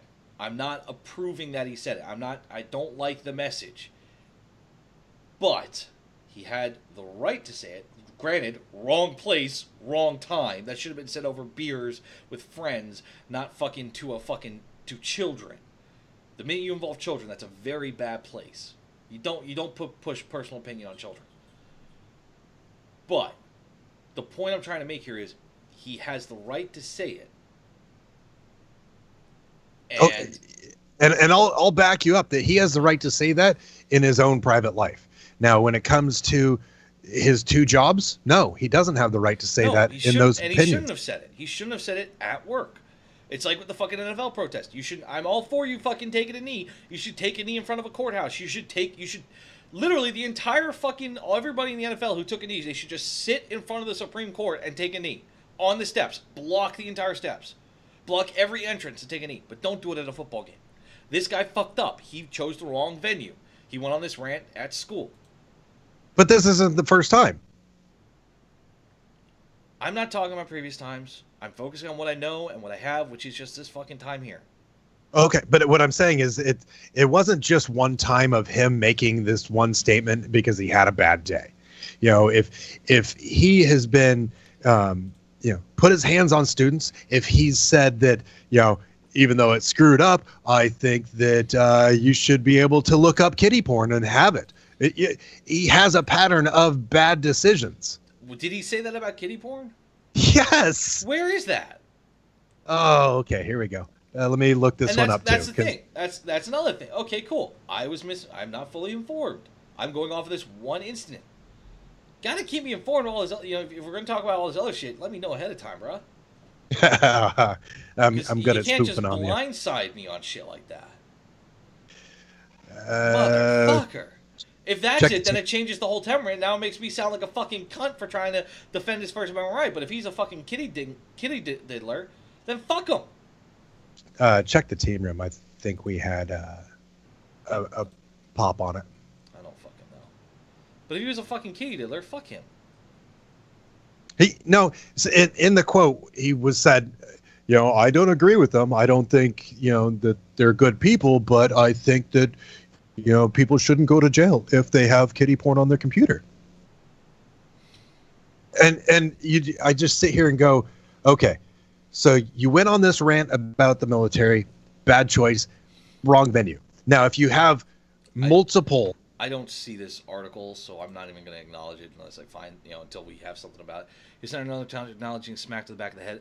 He smacked the student on the back of his head for being disruptive. That's what I have here, is he fucking said stupid shit in class, and he smacked the student on the back of his head for being disruptive in class.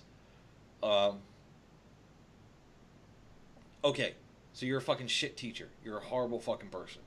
Great. You shouldn't have smacked that fucking kid. But I'm not talking about him talking about kitty diddlers. And until I don't see anything about kitty diddlers, I just Google searched it. I don't see anything. I'll find it for you.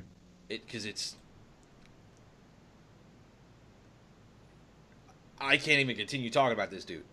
I can't until I see that. There you go. Check the team room because I checked the newsroom. Oh, you sent? Okay. Send to the office chat? Yeah. Okay, let's see this. The Bashman also allegedly recorded saying child porn possession. Allegedly. It's there. The audio clip is in there.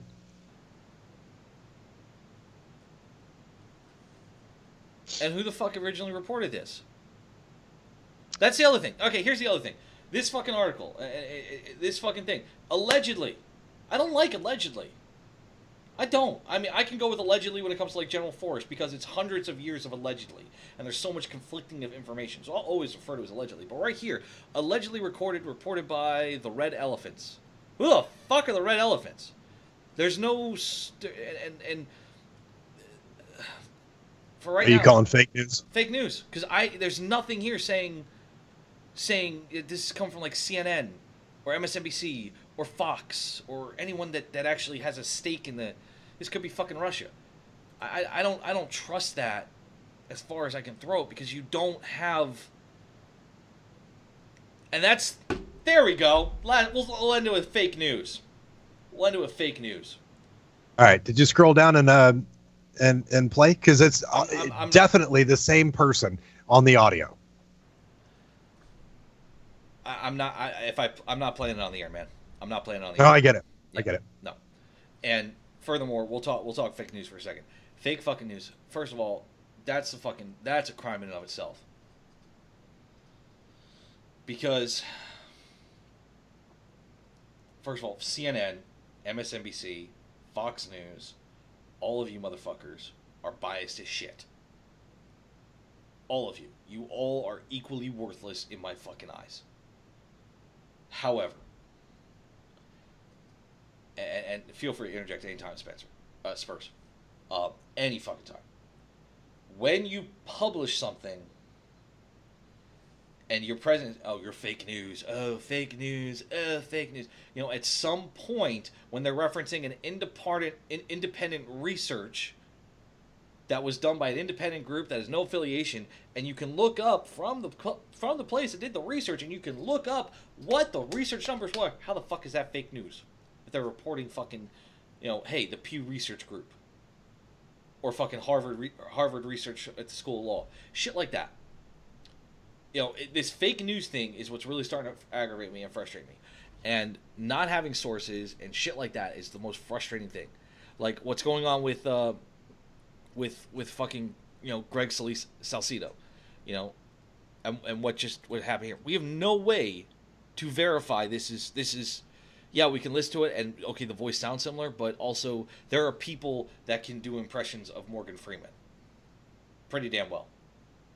It's a fear that now we have this thing, and it's been confirmed. Even Facebook got fucking hit by the Russians. They didn't get hacked, but they had hundreds of thousands of fucking accounts on Facebook that were owned by Russian companies that were putting out fake news tailored to you. Jesus walks among us in Iran. By some fucking Christian Facebook group that was owned by a Russian media group. That was made and owned by a Russian media group. Then a very well liked and very popular conservative group on Facebook, Russian media. Very popular liberal group on Facebook, Russian media.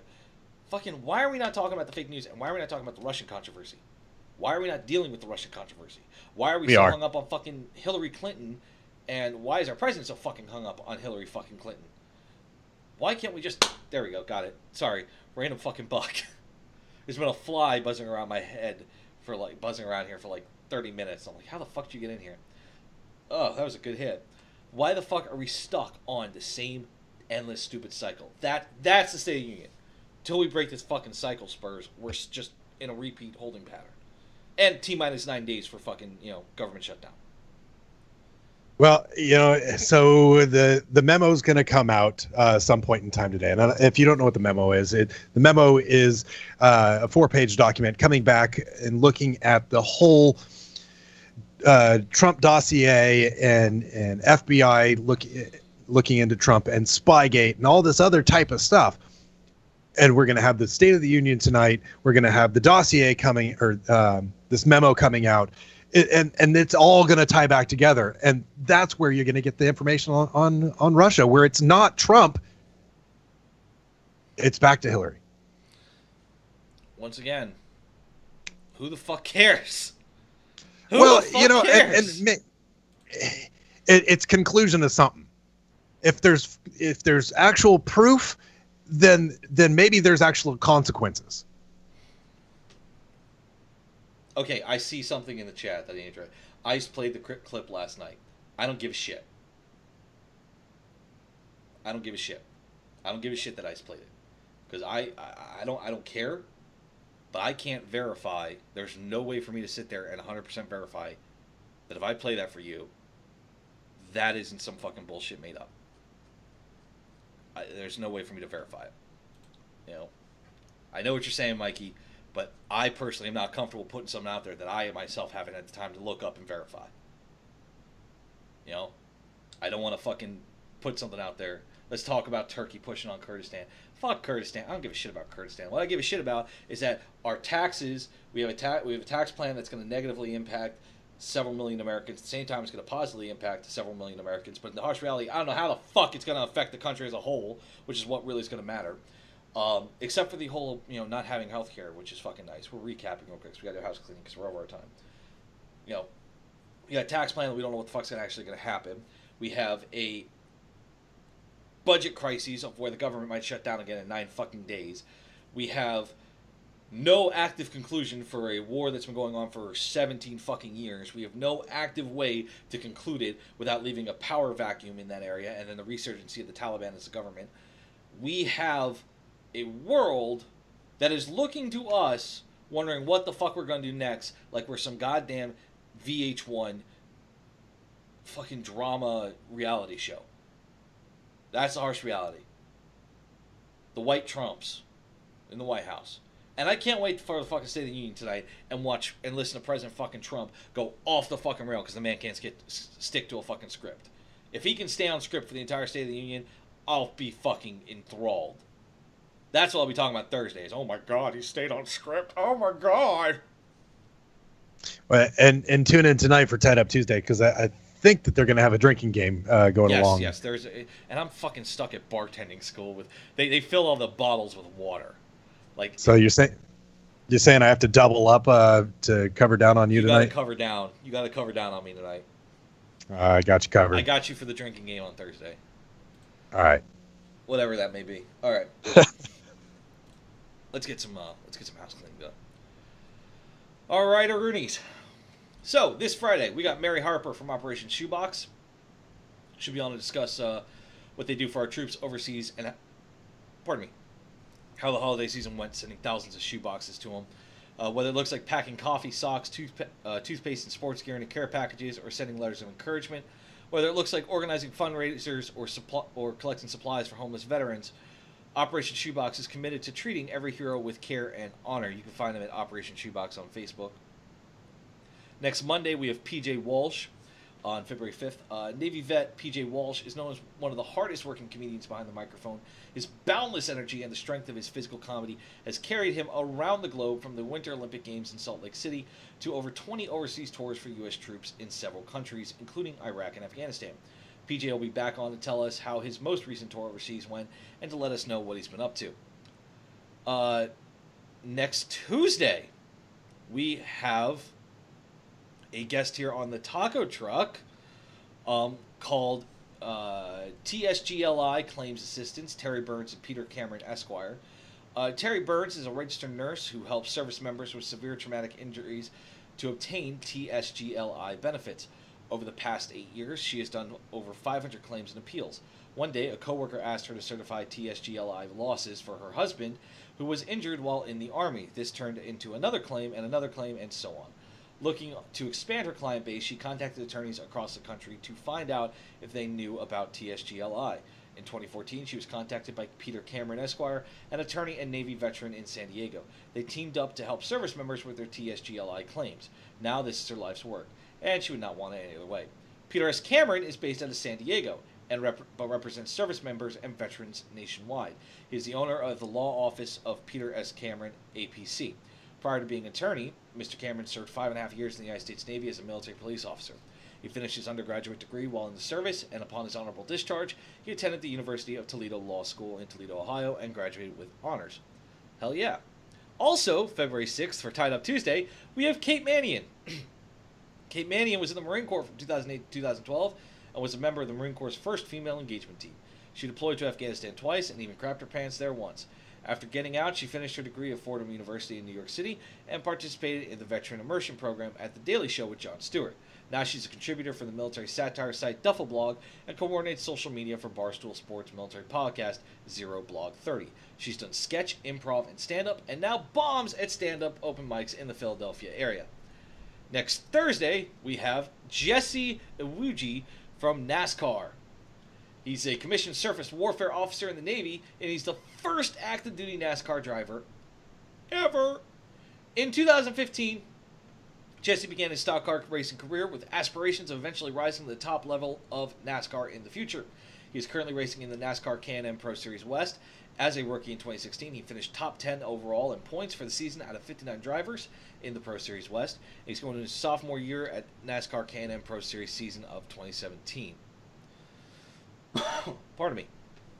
And February 13th, 2 Tuesdays from now, Carl Forsling is a senior columnist for Task and Purpose. He was a Marine MV-22B pilot and former CH-46 pilot who retired from the military after 20 years of service. He is the father of 2 children and a graduate of Boston University and the Wharton School of the University of Pennsylvania. Task and Purpose launched in 2014 to provide authentic and unfiltered perspectives on military and veteran issues in the post-9/11 era. National security touches on just about every aspect of American society, but too often those who are most responsible for that security get stereotyped, ignored, or misrepresented to the media. They aim to give voice to the service members, veterans, and military families who know better than everyone else the impact the global war on terror has made on our country. They fulfill the mission through unapologetic investigative reporting, storytelling, and analysis of cultural issues and affairs. Task and Purpose team of veterans, military family members, and journalists who have covered the wars in Iraq and Afghanistan can tell the stories of the military and veteran communities, not just because they're paying attention, but because their personal and professional experiences with conflict compel them to. Also, please do not forget to check out our wonderful sponsors. We have the fabulous, as always, Project Overwatch with their Paw Patrol campaign. They got the cameras, they got the dogs, they put the camera on the back of the dog, boom. Pineapple pen joke. But really, you get this camera on the back of the dog, it increases the situational awareness of the officer and the K9 unit, allows them to work codependently and independently. It's 100% not-for-profit, so every dollar you donate will go to the campaign, and as always, Rangers lead the way. And War Horses for Veterans has their own campaign going on. They're trying to get a facility up and running at their. They're trying to get a building built at their facility in Kansas that allows them to operate year-round, so that their 3-day horse and networking experience will be able to operate 24/7, 365. Well, 24/7. Well, over the 3-day weekend. I can't speak today. It's actually an outstanding thing because it'll allow them to ride in heat and comfort and be able to ride during the cold winter months, get more veterans out there, crack open a cold one, share your no shit there I was stories, learn how to ride. Ice and Red Leg went out there. When are we going, Spurs? Let's go. I'm asking you, when are we going? Hey, when are you available? I don't want you to get all freaked out over the horses on me. Yeah, I mean, I gotta get over my fear of horses.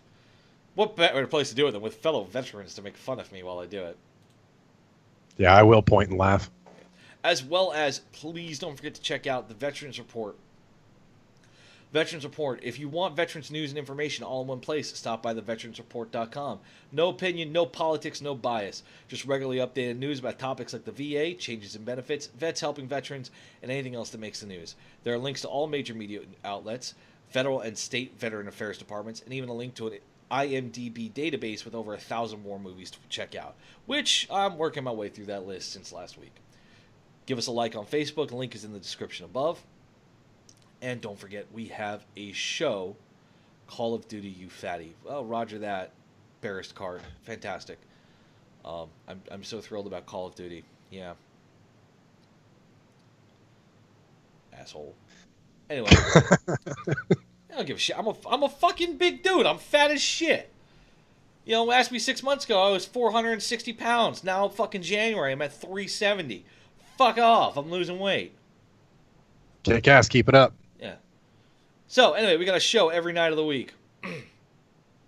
on Tuesdays and Thursdays at noon Eastern Time, we have Jose's Taco Truck with me, KJ, and my kind of glorious beard. We're going to talk about a little bit of everything on Taco Truck, and don't forget to order your burritos early. Every Tuesday night at 2000 Eastern, we have Tied Up Tuesdays with Minx and Grey Cloud. Wednesdays are a Donza. I know I've been doing WTF Nation Gaming on Wednesdays, but I got this bartending school, so for the next 2 weeks, we're going to have an official Donza. Nothing's going to be going on there. I gotta get these. I gotta learn how to make these highballs and these champagne drinks and fruity stuff and blah blah blah blah blah. Thursdays, once again, Jose's Taco Truck at noon, and then 2000 Eastern, we have Sergeant's Time with Ice, Mike Gulf, and Doc Madness. They're going to talk about issues within the active duty Army community. Friday, we have Friday Night Freedom with Minx and Mud Puppy. Going to recap the week's events, take your phone calls. Be sure to ask Minx about 19.1 inches and summer. Saturday, we have the most savage night of radio, Saturday Night Savagery, with Jay Reddy and Pookie. Sundays, we continue our triumphant return of the Grain Room with Army vets Jason and Charlie, which, Charlie, by the way, go Pats. Oh, yeah, we're going to win. We're going to get that next ring. And we bring it all the way around to Monday with our flagship show, the Monday edition, hosted by Ice. It's going to tackle current events and more. And with that being said, you got anything left for him, Spurs? Nope. I'm good. It's been a blast. Sweet. With that being said, I'm going to wish you all shots, and I will catch you all tonight for Tied Up Tuesdays with Minx and Grey Cloud.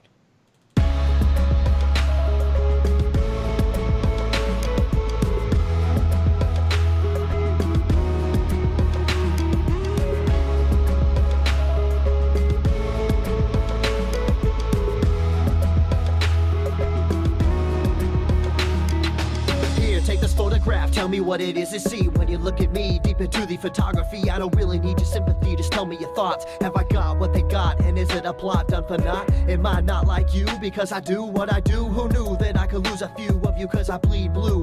But it's true, I know cause I see it every day as I work and I sleep the day away. Like you I have pain and like you I have fear. Can I pay all of the bills and still make it through the year? Will I make it home alive? Should I pray to the sky every day and every night? Will I hold you by my side? But in the public eye, I don't even have a heart. A robot of the system moving only when I'm told to start. Rip apart my art, I'm strong like a flower blooming. You got it all wrong, I know. Like you breathe, I breathe, and like you see, I see. And like you need, I need, and like you bleed, I bleed. Don't treat me like an object, I'm tested and proven. Mind, heart, and soul, I'll always be a human. Like you breathe, I breathe, and like you see, I see. And like you need, I need, and like you bleed, I bleed. Don't treat me like an object, I'm tested and proven. Mind, heart, and soul, I'll always be a human. Call me a vet like a soldier, Green Beret, 21 gun salute, don't wanna see today. In a constant war zone, in the home of the brave, where they hate the police until they saving the day. I got kids like you, a mortgage like you, so blue lives matter, and so does yours too. All this separation and divide, open your eyes. If you cut us all open, we the same inside. The only difference is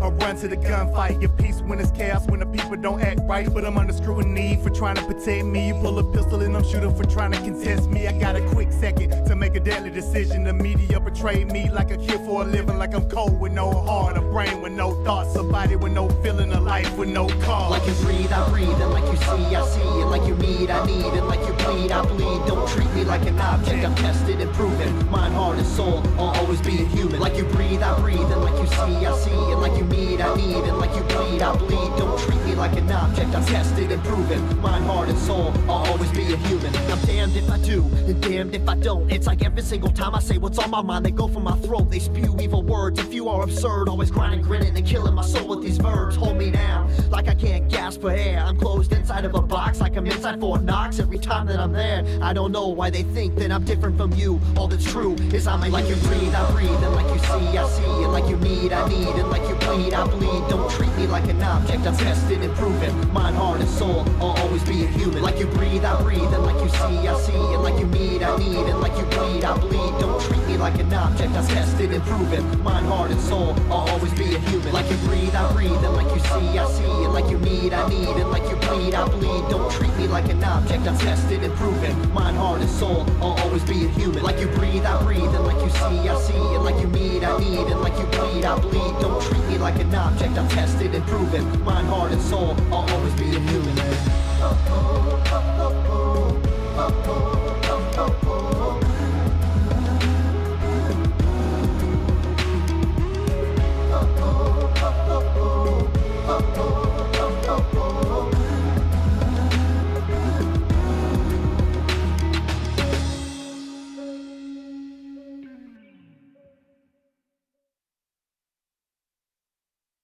The voice of U.S. Army, WTF Moments. This is WTF Nation Radio.